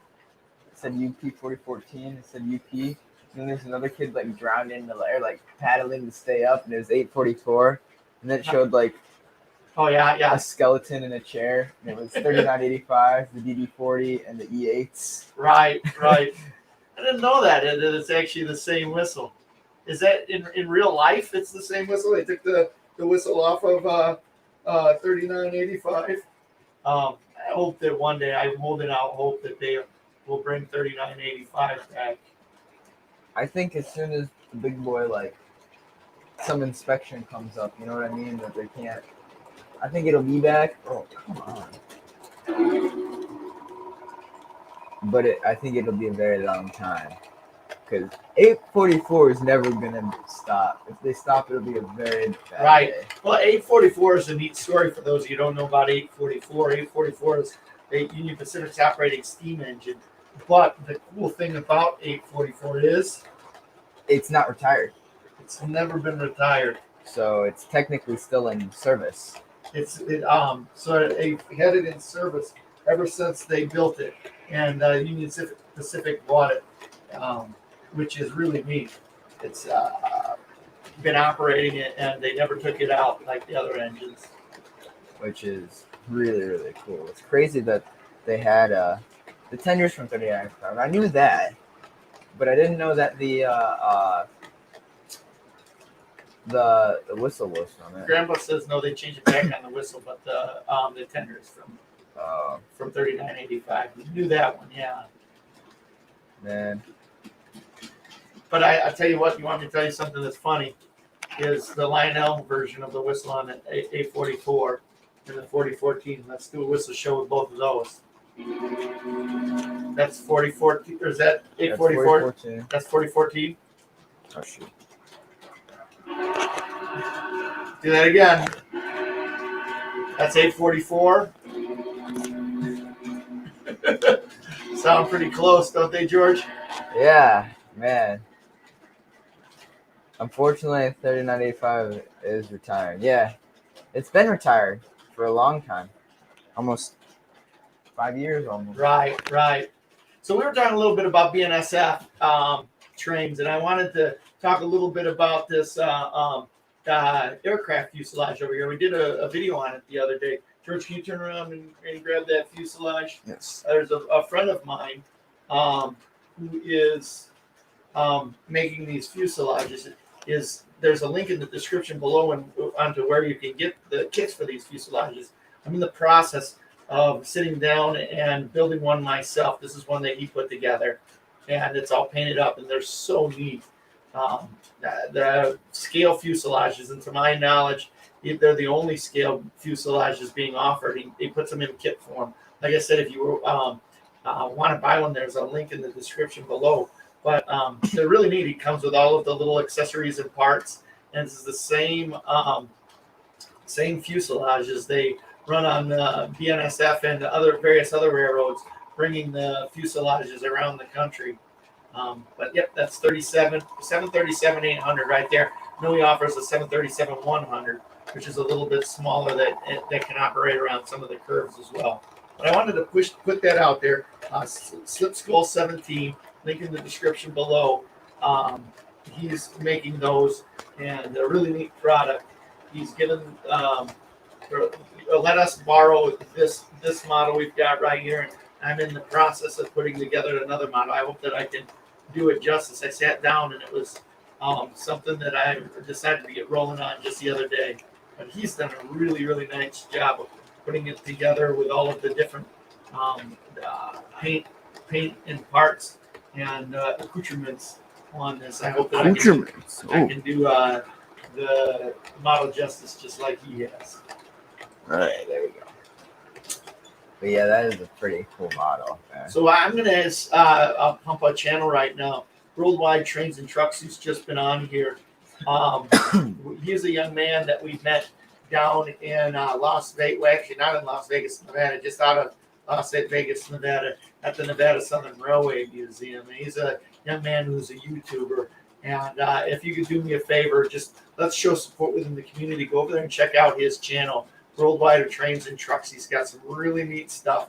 Really fun young man who's just coming into his own, not only into model railroading, but also into regular rail fanning and the hobby and everything like that. Go over, check out his channel, check out some of his videos, watch his videos, smash that like button for him, and subscribe to his channel. I'd love if we could get him some more subscribers. Glad to have you watching our stream, and glad that you could be part of the GFW Trains family, Worldwide of Trains and Trucks. It was awfully nice to meet you in person. Hey, welcome to the stream, Charles Morehouse. Hope you're having a great Friday. Let's kick back, relax, grab yourself some iced tea, and let's talk some trains. George has been talking a little bit about everything this evening, huh, George? Everything but mostly trains. Everything but mostly trains. You got it. Yeah. Well, thank you, Robert, on the video. I did a video, so check out GFW Trains. It's one of the very first ones that I've ever done all by myself, where it's just me talking and me doing the video. But yeah, I did the video on the fuselage, and thank you for the kind words in that. I would really appreciate it. Everybody check that one out. So we've got more information if you're interested on that. Go to the GFW Trains library, pull up that video, and check it out. Yeah, really, really cool video. So yeah, and again, I do want to pump everybody out there. MDN and BNSF Railway Metro Rail Fanner's got some nice videos on his channel too. So go check out those guys' channel. They've got neat stuff. Let's support each other. Subscribe to their channels. Hey, Jerry Stats in the house. Hello. OG Jerry Stats. He's been around for a long, long time, since the very, very first live stream that we did. And I feel blessed that you're part of our friendship circle here and our friendship group, the GFW Train family, Trainiacs, whatever you want to call us. So thanks for coming by. Thanks for coming by. Jerry So Jerry, Charles Morehouse, George. says, remember the cab forward thing with the iced tea? I do remember the cab Yep, forward thing yep. with the iced tea. We've gone through a couple. It's a cab forward, and then another one that we did was we did a drink when Yawn. every time George yawned, and we were talking about doing one for the stream tonight because George was on a roll. Oh, there we go. Speaking of yawn, take a drink, everybody.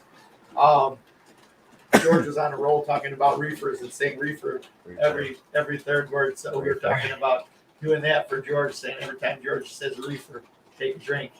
Reefer. Mueller. Yeah. Oh, yeah. I like my reefers. So yeah, Aaron Klebat says, "Is that line from Sam the Eagle?" It is exactly where we got that. Aaron, I'm impressed that you caught that. That the line where we talk about everything, but mostly trains. That's from Sam the Eagle. Yep. It was here on GFW Trains where we talk about everything, But mostly but trains. mostly trains. Oh, we copied that off of Sam the Eagle, and actually it was my brother-in-law who was on here. He's watching this before. Hopefully he's still watching. Greg, he is the one that joked about George and said George Werder talks about everything, but mostly trains. So that's how we coined the phrase for GFW Trains. GFW Trains, where we talk about everything, but mostly trains. Yep. You guys are a great bunch. Thank you. Thank you. You made him yawn. It's like contagious. Like as soon as we start talking about it, it's just like gotta yawn. Now look, I'm about to yawn. There we go. Oh. Yeah. Treeman Dan says, I think what might happen is when the 4014 has its 1472 inspection, then 3985 will come back online. Yeah, I bet you that's the same thing too. Just because that's what happened with 3985. 3985, when they had the 1472 inspection, the 4014 just started operating, so they just kind of switched from the 3985 to the 4014. Yeah, as soon as that happens, man, that's another one I'd like to see is the 3985. You know? I do too. I'm always mad at myself because when it came here to Chicago, I didn't go see it. I just didn't go. No reason. Just busy doing other things. I didn't go see 3985, and to this day I wish that I went over there and saw it. It was about 30 minutes away from my house.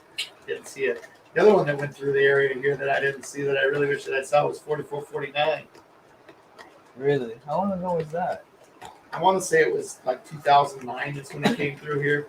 Wow. There was a huge train show where a bunch of steam engines from all around the United States came to Owasso, Michigan. And 3985 came. Man, yeah, the days. All right, I've got a question. Do you think that the Steam excursion kind of world, do you think that it was better, like, say, maybe 20 years ago or now? Well, I don't know. That's a good question. I would say it would have had to have been 20 years ago just because they had more stuff that was still operating. Yeah, they didn't have stuff that are coming back online, and it's kind of cool that things are coming back online now. But at that time, things weren't going offline. You know what I mean? Yeah, because they had the 611 and 1218. This everybody thought they were done for. Man, it's so grinds my gears. Right. So MDN, BNSF Metro Rail fan who said, "Yep, 4449 went right through Yorkville, George, in 2009. Missed that one. Yorkville, Illinois. Yes, right on the main line of the BNSF. Right, that's what I'm talking about. It's never gonna happen again. Oh, I Ever. guarantee it. I guarantee it. I haven't had very many good catches on the main line through Yorkville. I've got a lot of good catches around, but not very many on the main line of Yorkville. That would have been an amazing one to catch going through the. So the Rose Jewel Railroad asks train question: how do I comment with my phone? Oh. I'm gonna leave that to my man who's on his phone a lot. Yeah. And there's right below the where the descriptions are. There's a little spot that you can hit where it says comments, and that'll allow you to make a comment. And we appreciate all of the comments that you make on ours. In fact, welcome to the stream, Rose Jewel Railroad. It's good to have you here. Please smash that like button and to kick back, relax, and let's talk some trains. So Train Freaks Out, got to run. Great show. Thanks for hanging with us that you have. The way you said it, the trains freaked out. Or trains freak out. That's the way I was like, what? And then it's like it took me a minute to process that. Man, I can't believe it came through Yorkville. I know when you were alive too. But I wouldn't remember that even. No. To go see that. When did we go to Rochelle? Oh, that had been about 2011, something like that. 2010, because that was when the Boy Scout engine was. Okay. Yeah. So then maybe it was maybe because I faintly remember the Right. Yeah, the 80s were great for running steam engines. Yeah, that when I say 20 years ago, that's what I meant. So maybe like 30, 40 years ago. So fortunately, I was able to see a 4449 when it came to Owasso, Michigan, when the 2009 Train Fest was a thing. I have a video up on my channel as well. Well, everybody go over there to Trainman Dan's channel, check out his channel, and subscribe and check out that video. I'm not going to go see the 611 or the 4449, I think, until George brings me there. I took him to the C4014 and 765, and I've cashed in my chips. I don't know if I can top that. That would be a cool trip going to see 4449. Because isn't that in Seattle, right? No, it's in Portland, Oregon. So I mean, it'd be cool to take the Empire Builder out there. Right. C4449. Right. From what I understand, it's Pullman Television did a video on it, and they have another big steam engine there that they're restoring. It's I don't know if it's a Northern or not, but it's huge, and it's for some really like it's like the Georgia and Pacific Railroad or something like that. But yeah, it's really cool. Yeah, man, that too. 611. Oh, if they ever get the 1218 running again, I will love whoever does that forever. But yeah, and Robert seriously says, as I understand, Steve Lee hated the 3985 and couldn't wait for it to retire. Steve Lee, where's that one? Right there, up on top of Grandpa's. On top of Grandpa's. He is not a very smart man. He may, yeah, yes. 20 years ago, the railroads were not as stoked about running excursions with steam. Yeah. I meant to say like 30, 40 years ago. But, yeah. Because then they had the T1s. They had the Burlington steam program, which was the Northern, the Gold Northern. I would have loved to see that one. Didn't they have another engine? I don't know. Then they had that engine that was in operation that Metra scrapped. Right. The heck, man. Steve Lee was featured in Extreme Trains back in 2008. I'm not a big fan of Steve Lee. Brought 4014 back though. Why hate 3985? What's wrong with 3985? Spoilers aren't up to snuff. It's like saying that like a Lamborghini Countach isn't as good as a Lamborghini like Huracan, or Diablo, because it's older. I'm saying, or like it's not as cool. Like it's Lamborghini, you know what I mean? It's a Union Pacific steam engine. Yeah, that'd be cool if 611, 1218 came to town along with 44, 4449, 44, 3985, and 4014. That would be a neat Dream World train. That'd be like a super extreme, like Dreamland, like Lucid Dream. Bring in like, 765 while we're at it.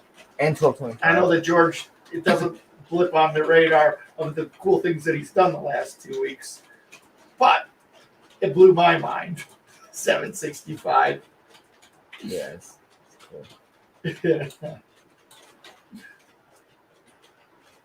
Don't forget 614. Oh, Nawa. That's a really cool one. Yeah. That's the one I think. Or no, that's a Greenbrier.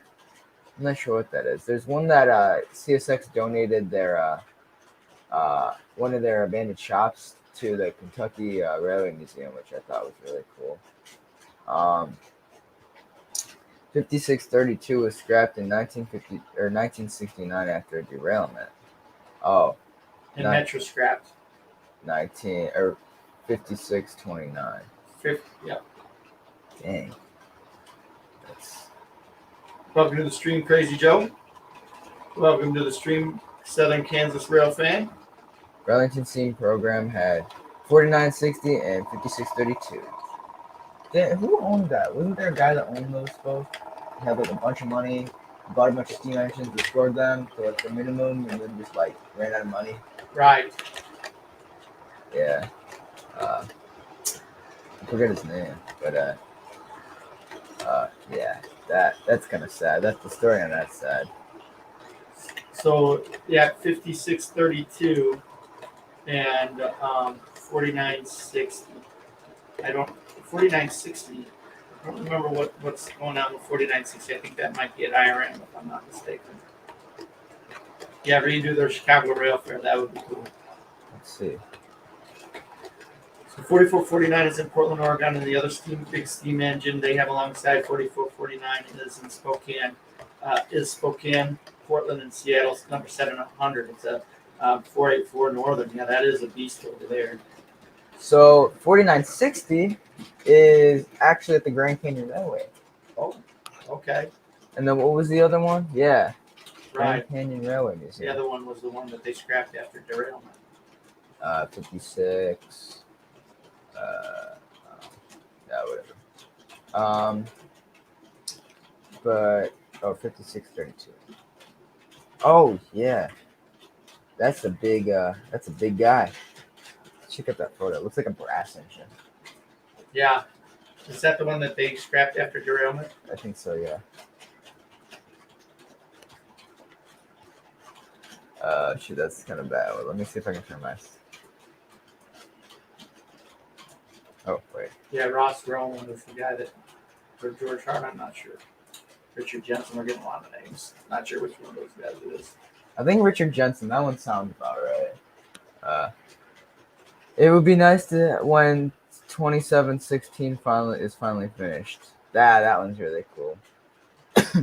Ancino 1309. Yes, that one's like huge.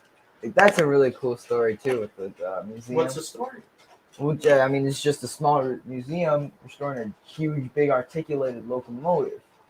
That's that's pretty cool, in my opinion. In fact, when that engine was being transported, Papa, there's a video of it on the flatbeds, and the engine that was pulling it actually ran into a truck that was across the track, like they got stuck on the track. Oh, really? Yeah, there's a video on YouTube about it. Oh, yikes. So Rose Tour Railroads asking, probably a dad question. Did you ever run Mark's trains as a kid? If so, which one? Yes, I did run a lot of Mark's trains. My my mom, George's grandma, had a Mark's Commodore Vanderbilt that we ran all the time. It was good. And when I was a little bit older, we had a Mark's 666 that we would run all the time. Both of those fun engines. But that Commodore Vanderbilt we would run, and that thing would just run fast. We used to call it Crazy Train. It was one of our favorites. Yeah, Sammy and I ran that on Grandpa's layout. It didn't like the switches. The Crazy Train. Yeah, Grandma found it in a box. Really? Yeah, we were little, and she's like, "You guys can run it," and so we brought it down to Grandpa's layout. And naturally, what Sammy wanted to do is once we found out that it jumped the track on the switches, run it as fast as he could until it got to the switch. Wow. This is an interesting question, or interesting factoid here, George. Actually, in the early 80s until the 2010s, 4449 was steamed up the first time. SP and S 700's whistle was put on the 4985, which is a whistle almost everyone recognized them. Right. That the interesting thing about 4449 is it was in static display for years and The years, whistle was stolen. and the whistle was stolen. That's off right. I wonder where that is. They're probably like some dude's collection. It's like a basement somewhere. Right. Because that's kind of something you can't replace. I know. Isaiah Hawkins says I'm going to get going now. Hope everyone has a good night, and I'll see you later. But see you, Isaiah Hawkins. Thanks for joining us this evening. Have a great weekend. Happy Labor Day. See you around the Roundhouse. For those of you just joining us, please do us a favor and smash that like button. That helps us out great. So, Ross Rowland owned the Chessie Steam Special Loco, which was the Freedom Train East. Well, you saw it. yeah, I did. I saw the was it the 2001? I think is the number. Yeah, 2101. But that's the one that was the Freedom Train. And I remember seeing that blast through Lansing, Michigan. That was probably one of my earliest recollections. I believe we even had some pennies that were smashed by it. Did the train come off? Train stayed on the track, George. Dang. All right. Just Trains is asking, did anyone see 49 in their childhood? I haven't. I've never seen 4449, and I would love to see it. I would still consider myself being in my childhood. Me too. Yes. Yeah. That 4449. That one's a really good runner. The O-scale one that we got. Both of them, actually. But, yeah. Cino's 2727 is sitting on display in Washington Courthouse, Ohio. Wow, that's neat. I think that one's a Kanawha. I'm excited about this weekend. What's going on this weekend? It's Labor Day. Oh. Get Monday off, dude. Yeah. Extra day. Do you get Monday off, too? I do get Monday off. I do get Monday off. So it was neat. We went to the Illinois Railway Museum the other day. Illinois Railway Museum is one of the most beautiful train museums in the whole world. It's really, really cool. And at the museum, it was neat to walk through the museum because they have so many cool pieces. They have 2 operating steam locomotives. They have a Shay and a Russian decapod. And while you're walking through the collections, that's in addition to multiple diesels that they have that run and operate. There was a Milwaukee Road Alco that I'd never seen operate. I've been out there many times. I've never seen this Milwaukee Road Alco. And while we were there, they fired that Milwaukee Road Alco up. We're driving that around. But one of the things that I was neat. By the way, just a quick pump. We've got a video about the 1630 GFW trains that I did a collab with Stephen Kofer the other day. So check that one out if you would. Shut that one up. Yeah. All right. That scared me.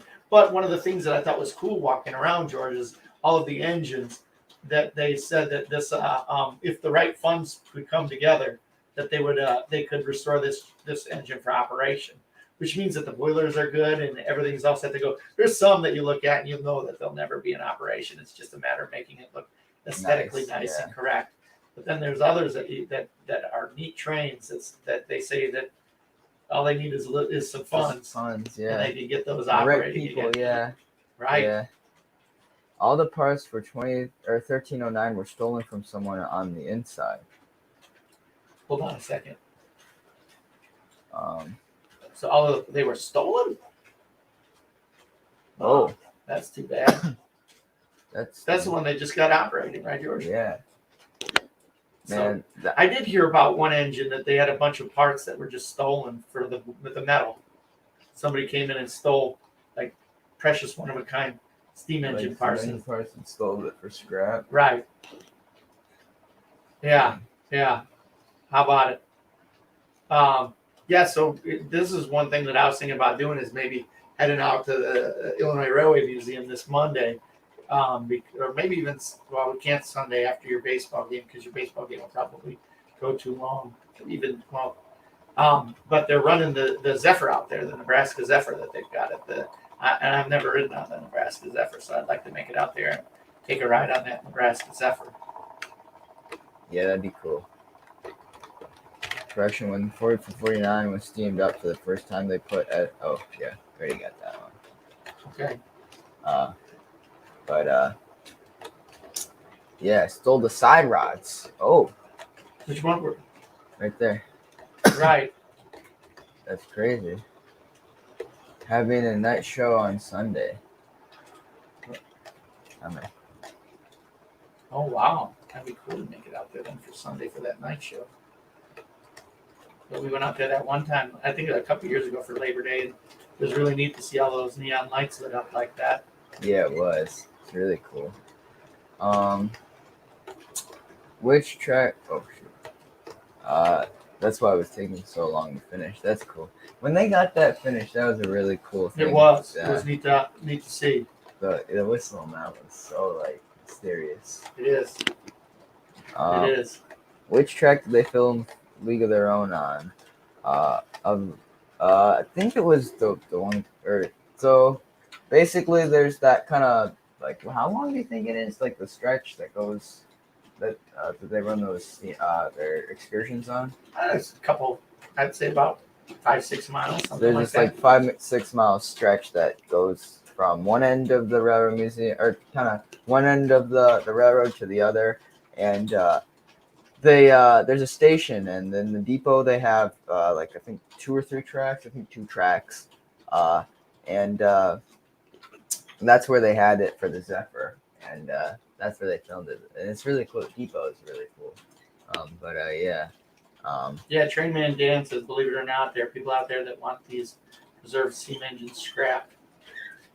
Why they not? Money. Yeah, that's sick. It makes me sick inside. I don't know if they ever caught the guy that stole those They side rods. did catch the individual. Did they really? Yeah. Okay. But Oh, they did catch it. Okay. good. Yeah. So here in the area where we live, we've got a really, really cool trolley museum. And God bless those guys at the trolley museum because they have this neat museum and they run it an awesome operation on a shoestring budget. Just really neat museum that they have, and they run regular trips.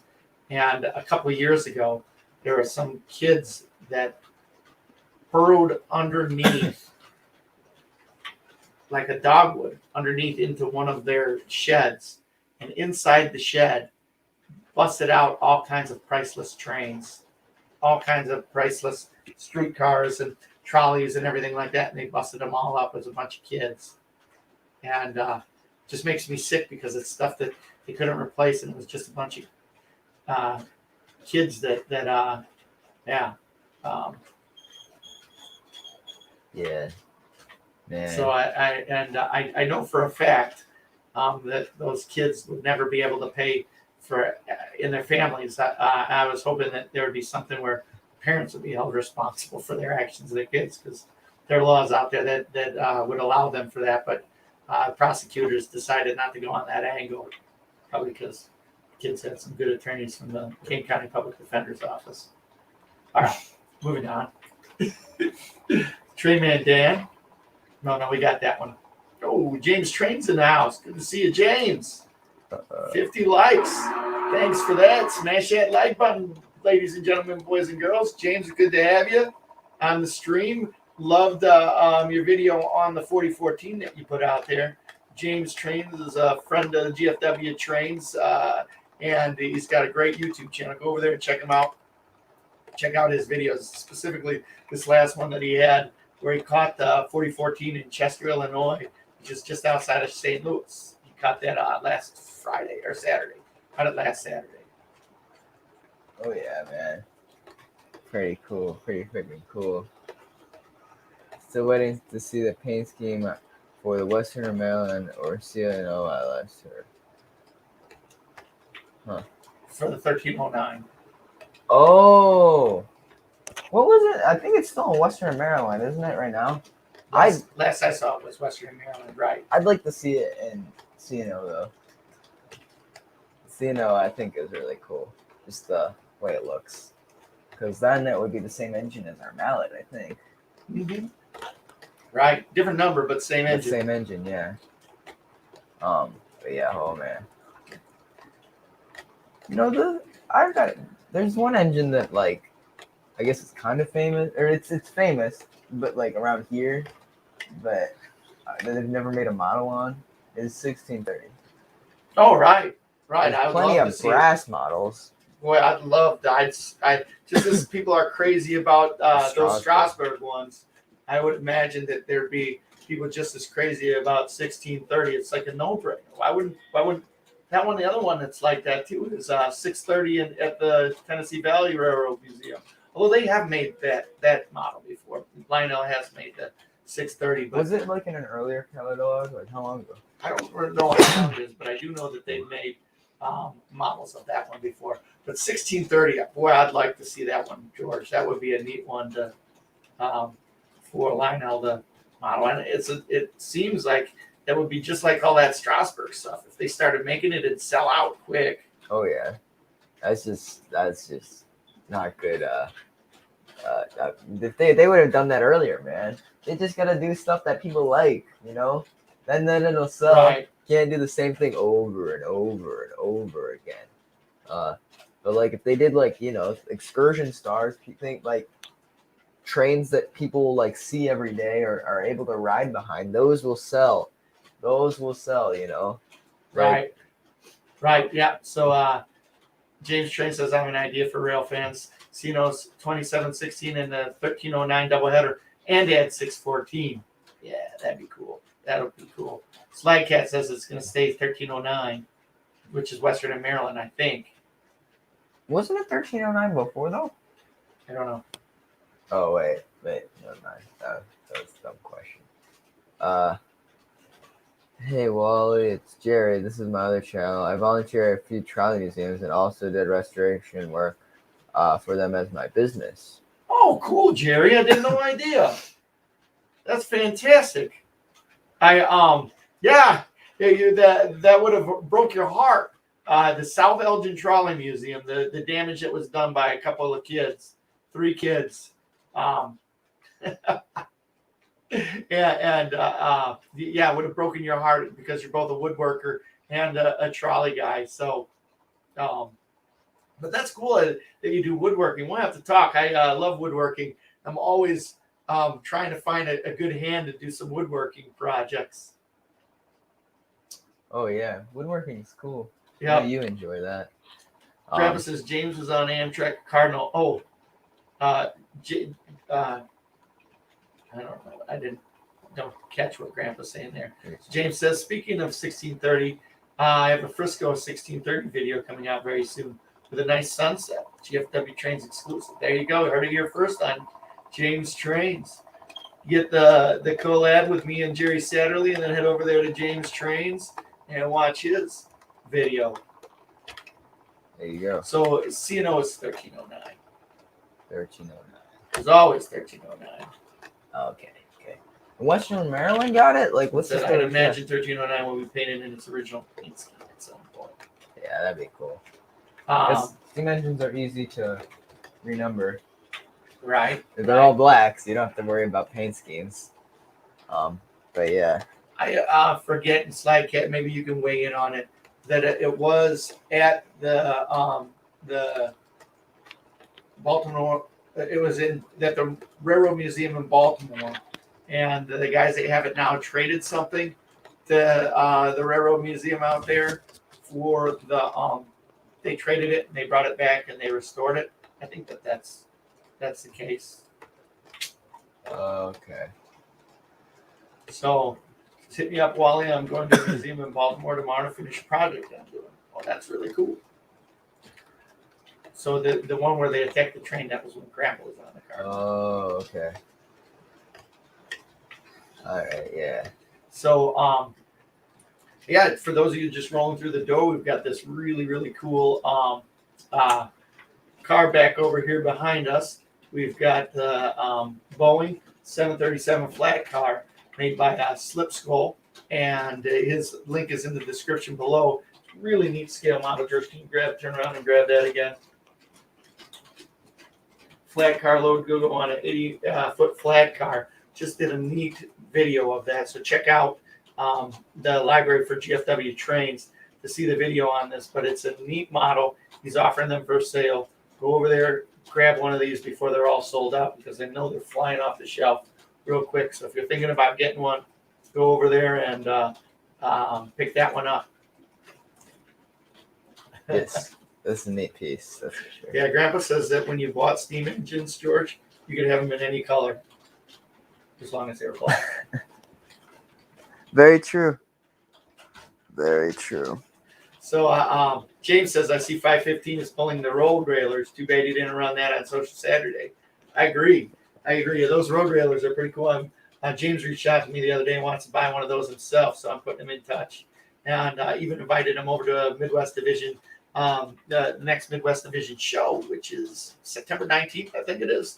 So it'd be cool if you don't buy one before that. You can make it out to that show, and the show will be a meet with in a parking lot meet. So fingers crossed that the weather is good. But then you can also pick that up at the show as well. So, Yes, sir. so George, you got the Aaron Klebet. Did you ever go to the museum where they did the episode on Mr. Rogers' Neighborhood? I did. I didn't even know they did one like that. Where's the museum at? I don't know. Oh. Pennsylvania. Yeah, I don't know. Okay, so it's Slide Cat saying Western Maryland restoration of the 1309 and Western Maryland was purchased by the CNO in the late 60s. Okay, and then 1309 is leased from the B&O Museum. Did not. All right, so I thought there was a trade. It's good to see it's running though. Yeah. Grandpa's asking if there's a new page show in September. I'm sure that there is. Yeah. I don't know the date though. Yeah, it's 12th maybe. Yeah, I think the 12th sounds right. All right. Let's see here. Yeah, I don't remember any training for 1309. Training. And Satterley Woodworking, Jerry Satterley says Pennsylvania Trolley Museum. Oh, all right. That's where the Mr. Rogers one was at. There you go. There you go. I used to love that trolley on Mr. Rogers' Neighborhood, George. Mr. Rogers' Neighborhood, he had a trolley that he would go through with the set. Yeah. And it would take you to the it would take you to the Land of Make and Believe. I think that's what it was called, the Land of Make and Believe. And you'd run the trolley and it'd go through a tunnel and you'd go into the Land of Make Believe. That's good. But it would always have the trolley. I'd get so excited to see the trolley. I was like, Mr. Rogers is a train. It's a trolley. Oh man. Oh yeah. Oh. Yeah, 1309 is too big for their turntable. Well, I saw a video, and when they were working on 1309, they were expecting to get it done faster than they did. The guy in the video was excited because he said, at least for a short period of time, that the 1309 will be the largest operating steam engine in the world. Because it was after they retired 3985, before the big boy came online, and they thought that for that period of time, 1309 was going to be the biggest. Unfortunately. But right now it's the second largest. So. And that ain't bad. That ain't bad, no. Hey, Bill, go to the stream. Welcome to the stream. So, all right. Yep. New page is Sunday, September 12th. Welcome to the stream. Smash that like button if you would there, Bill Cabernis. By the way, if you're interested, George got a doubleheader on Sunday. Go out and see George Worderick, who's sponsoring the Yorkfield Foxes baseball shirt, or Yorkfield Foxes baseball there. And his hair was on fire today. Look at that. On fire. Yeah. Not literally, just figuratively. Trey Man Dan says, honestly, a good seller for brass hybrid could make is Frisco 1522. It was fairly popular engines in the 80s and early 2000s. That would be a cool one to make, I think. Yeah. I wonder whatever happened. That one I think was like a part of like BNSF's steam program. Or like they did something with BNSF. Oh, really? Yeah. Because the Frisco is part of the BNSF. And I think something where the BNSF was very supportive about. Yeah. 1522 on them. So the question is have you guys ever been to the Age of Steam Roundhouse in Ohio? Never been to this. I have not. I don't know how. Nope. Oh, look at that. Bill's got Little man. Little man this weekend, so that'd be cool. We got doubleheader, one game at 11:30 and the other game at 2. So Be there, be square. Hello, Bill Cove. Welcome to the stream. Yeah, little man. Sino should work on restoration of 1601. What is that? I don't know. Or No, he's saying CSX. CSX should. Oh, 1601 is the articulator that we've been talking about. yeah. That's 1309. Oh, is that 1309? Yeah. Okay. Yeah.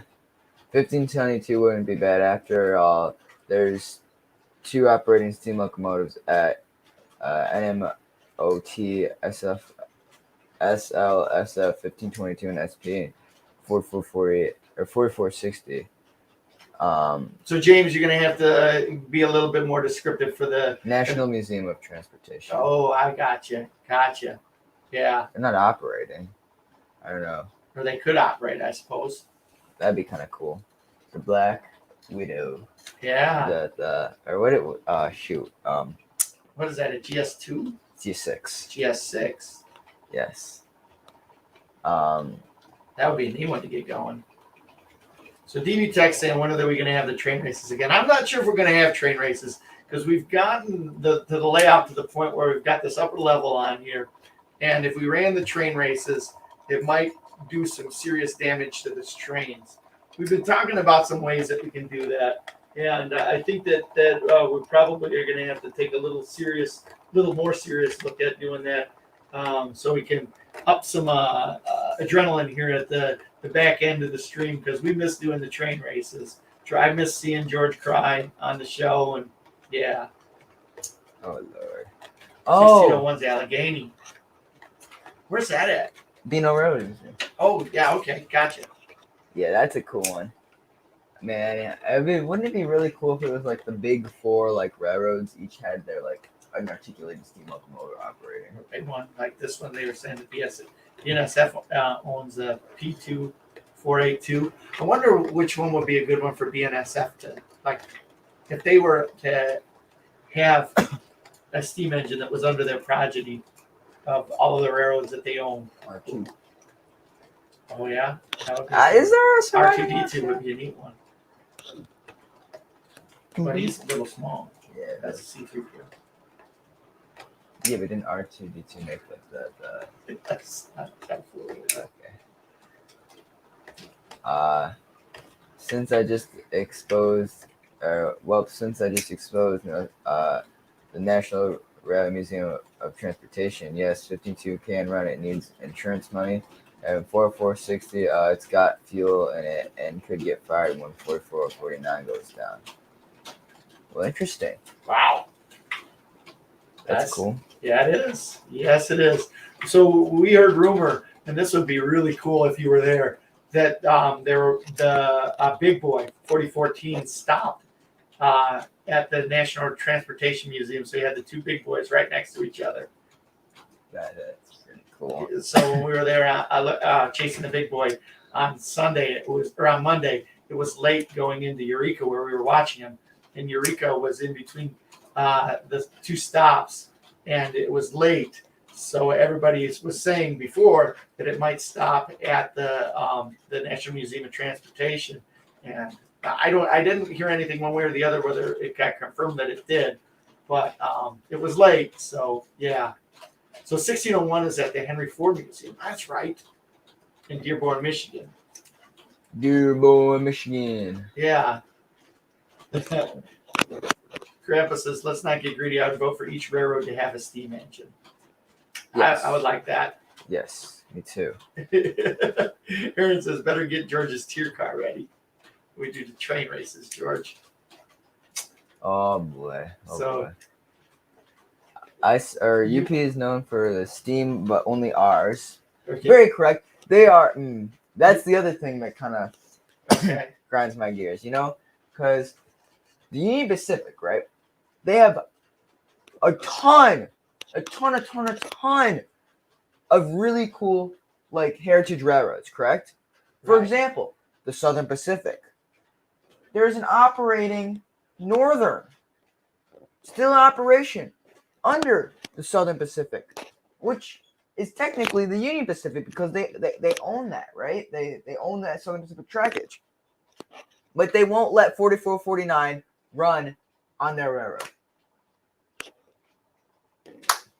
What? It makes no sense. It's not 4449 is restricted to short Right. lines where it can't do what it was made to do. So UP is known as steam, but only ours. Norfolk Southern is steam, but from our heritage railroads. CSX is anti-steam, but 2716. And BNSF is known as the steam-friendly railroad. Well, it's CSX is actually Norfolk Southern is where nickel plate, I think, comes in now. I forget where nickel plate is, but the progeny for nickel plate. Maybe it's CSX. No, nickel plate is CSX. Yeah, no, nickel plate is Norfolk Southern. Right, that's what I thought. And then Pierre Marquette, I think, is CSX. Okay, so 765 is Norfolk Southern then. Man, we were talking about all these steam engines, or just running that 765. I might have to go out on a limb and say that's my new favorite steam engine. Although it's so hard. I've been thinking about this all week. 4014 or 765. More than one. Oh my gosh, both of those. I used to be the Royal Hudson was my favorite, and as much as I love the Royal Hudson now is fallen down a notch. Just because I saw 4014, which was amazing, and I saw 765 again, which was amazing. Both of those were so cool, so cool. And I can't choose. I don't know what to choose. And I got to drive 765. Yeah. Oh, no. I'm not giving up on 2860. I love 2860. It's right up there. Right up there. The Royal Hudson is one of my favorites. They're all in the same ballpark. They're all in the same. But I never got to drive. 2860. That's the thing. I drove 765.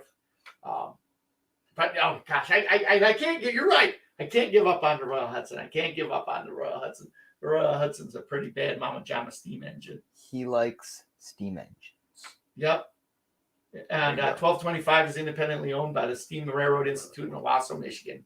Yep. I've never seen 1225 in operation. When I was growing up, I saw 1225 all the time going to Michigan State football games. So that's another one of my favorites too.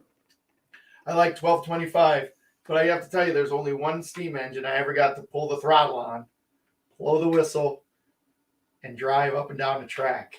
The whistle was a little bit different than I thought it would be. What? Tell me, why'd you think it was different, George? I thought it would be like a wire. Oh yeah, like a string. I did too, but it was like big. It was beefy. It's like you had to use some force. Right. You had to and the engineers were all laughing at me when I was blowing the whistle because I was trying to do some Casey Jones stuff with some quilling on it.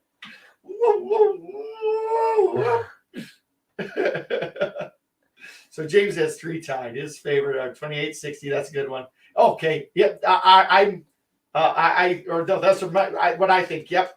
I think you're right. That's what I'm gonna have to go with. I'm gonna have to throw in 1225 in that same conversation there too. But maybe in the tier just below it, and then just below 1225. I'm going to have to, or no, with 1225, I think the same tier as 1225 is 630 because I got the ride in the cab of 630. That was neat. Yeah, that one's really cool. 261, yep, and 2860. Those are good ones. 261's another one. I one day I would like to ride behind 261. I saw the tender for 261. That's right. That's right. Today's show is I Dream of Steam. The dream of steam. Yeah. Oh, we've got, man, the last 3 weekends, boom, boom, boom. This is going to be the third one. Unless we make it out there on Sunday night, which is a very real possibility now that my dad has said something to the Illinois Railway Museum, which would make the 4th amazing train weekend in a row for me. So I had 1630, where we rode behind 1630, followed up by the next weekend, went out to operate 765. And saw 4014 last weekend. And if we go out and ride the Nebraska Zephyr, man, that's the only thing I could say that would describe that is I haven't been doing much. Nothing much. What do you think? What have you been up to, George? Nothing much. Oh, that's not true. Oh, right. No, that's good. That's good. That's a nothing much moment for you. What's that? Favorite steam locomotive is 84. Well, I'm talking No. big steam engines. I'm talking big steam engines. Not, of course, the 84. Okay. Just stop talking now. Of course, the 84. You're just trying to deflect, George. No, I'm not. For those of you just joining us on the stream, we opened up the show, and George was just dead. He's just like, so we're talking a little bit, and I was like, hey, George, what have you been up to? Now, mind you, in the last 2 weekends, George has driven 765. He's driven, not ridden behind it, not sat in the cab, like actually was at the throttle blowing the whistle operating 765. Followed up by the next weekend where he saw his childhood favorite train, the one that he loved. He'd been talking. Look at some of George's earliest train videos and train things. 4014, all he could talk about was the big boy. So we opened up the stream. I was like, yeah, we've been doing a lot of cool stuff. George, what have you been up to?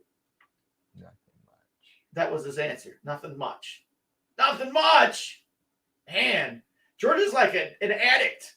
Like where you shoot up so much heroin that I think George would have to be like riding the big boy like a rodeo clown or something like that in order to like say, oh, I did something cool. I just rode 4014 blowing the whistle with my cowboy hat. Woo! Is that with that? Nothing much. Nothing much. Oh, wow. I didn't know. Where's 261 running at? I did not know. The Great Northern P2 that the BNSF owned at one time was being restored to operation condition, but that'd be a BNSF steam program. Dude. Oh, man. That'd be kind of a neat one, that P2, for sure. And then, of course, the one that we're not talking about a lot, too, which is a cool one that's running, and I'd love to see because it's such a beautiful steam engine, is the 611. You want to know what's a cooler engine from the same railroad? What's Class that? A. Class A, that's right. That's right. Hey, how about that? My Sparties are doing good. Oh, yeah. Second quarter. That away. Take it to them, man. Take it to them. Go green. Go white. So K&R Custom Model says, my favorite steamer of all time has to be the big boy. I thought I'd never see it running again. Speaking of that, I've got to look you up. You might not see it, but I finally got the signals going back around the corner here. And I have got to tell you which one that I need from you. And then I'm going to order some more of those signals for you. For those that you don't know, K&N Custom Signals makes these beautiful little signals that hook up to your switch units. Sells them through Mr. Muffin's Trains, and he also sells them through his website. But little switch units, and you might be able to. Oh, they're being blocked right now. I'll show you.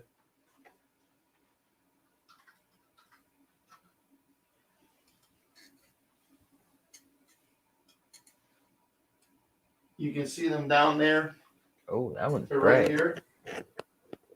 Right there. And I forget you. I think you asked me if it's the one with the hole or without the hole at the bottom here. That There's one with 2 holes and the other one with 1 hole. and it's the one with 1 hole is the one that we need.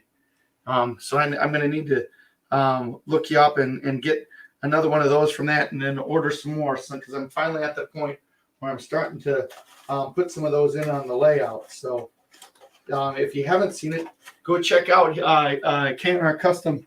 Let me see here. I've got the card right here. K&R Custom Models.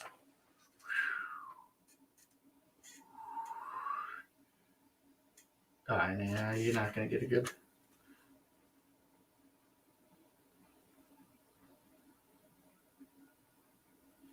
Anyway, good signals. There you go. All right. Bear Creek, we're working. Good taste there, Bear Creek. Another MSU fan there. So yeah, the for those of you who don't know, 1225 used to be at Michigan State University's campus, where they had a group of university students who were working on it. in the engineering program before it eventually went out to Owasso, where they finished it off. Which steam engine is 557? I don't know. So you have to give us a heads up as to what 557 is. Hey, look who's here. We got Angel, good friend of the program. How you doing, Angel? Hope things are good down there in Texas. Know that everything's big down there. So it's cool that you got to see the big boy driving right by your house when it was down there in Texas. Oh yeah, all my exes live in Texas. Oh, George exes live in Texas. That's why I want to ride the big boy like a bull. Woo! Man. Yeah, isn't it cool when you get to see a big Steam engine like 611 or 4014 or 765? They are so like I don't know how to describe it. They're truly like a living, breathing. Everyone that I've ever seen is like unique in its own way. It's like a living animal, you know. It's just, and when we saw 4014 when it wasn't steamed up, it was like it was in hibernation, wasn't it? It was sleeping. It was just it was so quiet and serene and peaceful. But it looked the same but different than all of the other big boys that we've ever seen. In static display, because it was a lot more clean. It looked like it was just ready to go, like somebody just needed to turn the key, and it was ready to go. But then we saw it, and when we saw it fly by, that was one thing. I mean, it was just like whoa. Then we saw it, and I was surprised too when we saw it going over the bridge, George. It was like snuck up on us and just kind of like it was just flying along the bridge. And then when we last saw it, we saw it in Washington when it was just like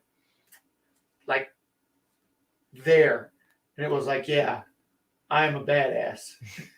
I don't mess with me, and it was just, oh man, yeah. And then 765 was amazing too, and just like the way that one was just like that was like a show pony, man. That's the way I'd describe it. I like the supermodel. Yeah, a supermodel. Right. Yeah. Right. Like the big boy was like an Olympic athlete. No. What would you? Yeah. But that's like what I would say. Like a super hot Olympic athlete. 765. Like a girl. It's a big boy. I keep telling my mom and my wife that you can't call, because we always said, oh, she's nice. He's a big steam engine. Boy. But the big boy, so it's a guy, right? Yeah. So I'm thinking like the big boy being like an Olympic weightlifter or a thrower or something like somebody who competes at the decathlon or something like that. Just like decathlon. Oh, that's something you never hear every day. So they always used to say, wasn't it the decathlon, the best athlete in the whole Olympics was the guy who won the decathlon? Yeah. Man. Oh boy. But yeah. Angels in Chicago this weekend. Nice. Come out. George got a baseball game in Wasco on Sunday. Come out, tailgate with us. We're gonna have a good time. I think that we'll have some friends out there. You're welcome to hang out with us there, Angel. So 557 is Alaska Railroad Steam Restoration Project, a World War II S-160 class locomotive.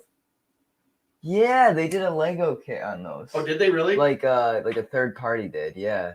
And they're really popular. Or they were until they sold out. Yeah. So yeah, the 765, right?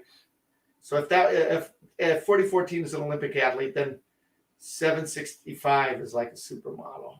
Yeah, I like that description. That was good. It's like two different things. So how would you put 611, 844, and 611, 844, and 4449? What would you call them? Supermodels, Stu? Bro, they'd be like movie stars, Miss America, like pageant people's like 765 would be like Miss like Indiana. 1225 would be like Miss Michigan. Like that's right. So yeah, if you're interested in some of these signals, and you can see them on the track over here, there's not a really good picture of them down the main line there, but contact KNR at kenorg@gmail.com. There's the contact up there. They've got those dwarf signals, the switch signals. Yeah, so check them out. So Bear Creek, yeah, I agree. We're on a roll right now in terms of hitting steam, and the last 3 weeks have just been amazing. What do you think, George? Oh yeah, maze balls. That's good. I'm with you on that train, man, Dan. Wondering how leasing steam locomotives to other excursion railroads like the Reading and Northern would work. Because I know that the Tennessee Valley railroads, Tennessee Valley Railroad used to lease their steam out and lease the steam from Southern and back and forth and everything like that. So, all right, Angel, we'll try and give you a shout so we can get together. That'd be a lot of fun to get together. You haven't seen the layout in a while. We've got some new updates on that. So James Train says, all right, these are James Train's top 5 steam locomotives. Let's see what we've got. You've got the Milwaukee Road 261. That's a solid choice. These are all solid choices. The British Columbia Canadian Pacific 2860, another good one. Nickel Plate 765, UP 4014, and a CB and Q 5632. All solid choices right there. There you go. That's a good, but that might change. What's on the list that might change there, James, out of all of those? George, what's your top 5 steam locomotives? 4014. Do they have to be like operating? No. 1218, 3985, 765.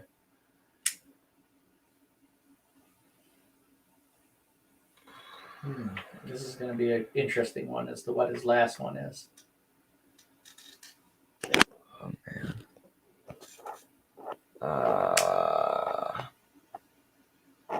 He's all over the place with his other ones. There's times where he said he's like 844. There's times when he said it he's like 4449. I like steam engines. That's Yeah. my last one. This doesn't count. This doesn't count. 1225. Oh, 1225. That's a good one. That's a good one. And that doesn't, of course, include the good old 84, which is number one. Number one. That's like Number so one. class. 37. Grandpa says 3751. That's a good one. I know Grandpa the northern loves that one. engine. Yeah, that's the one that was in front of the Museum of Science and Industry in Chicago for a long time. It's at the Illinois Railway Museum. 1630 is 6-ish, and the RNN 7th is RNN 425. All right. So, Aaron Cleveland says, check out this book, The History of North American Rail by Christopher Chant. All right, we'll have to do that. Yeah, 3751's nice. So, hey, listen, everybody, we've been on for a while now, and I always hate to roll when we've got such a good conversation flowing, but we got to get George to bed. He's got to get up for a baseball practice tomorrow, and we'll be buttoning up the stream now. So I'd like to thank everybody, and so did George, even though he's looking at that. George, we'd like to thank everybody for coming on the stream. Hey, Todd Anthony, good to have you on the stream. Thanks for coming by, and thanks for joining us this evening. If you haven't already, everybody, if you do us a huge favor, it helps us out a lot if you could smash that like button. And even more than that, I always say this, and I'm going to say it again. We have developed a really nice community of rail fanners, model railroaders, and just train enthusiasts here on YouTube. So please, everybody, check each other's channels out, support each other. Keep this good synergy that we've got going. It's really neat that we've had the opportunity to make lemons into lemonade and be able to coalesce over this quarantine period of time and afterwards. So let's just keep that synergy going. Let's keep that rolling. And please support each other. Please keep talking. Like I said, if there's somebody who would volunteer to help boot up the GFW Trains Mainline Discord, I'd really appreciate that. I don't have the time to put in that's necessary to monitor that. George doesn't either, but we'd like to get that one booted up. Yeah, I know, James, I know. But anyway, let's just keep this synergy rolling. And keep things fun. That's what I got. Right, George? Nothing much. There we go. Nothing much. All right, man. Everybody, have a great weekend. Have a great Labor Day. Enjoy the long weekend, and we'll see you around the roundhouse. Don't let the caboose hit you on the way out. Bash. Have a good one, everybody. Have a great weekend. Adios.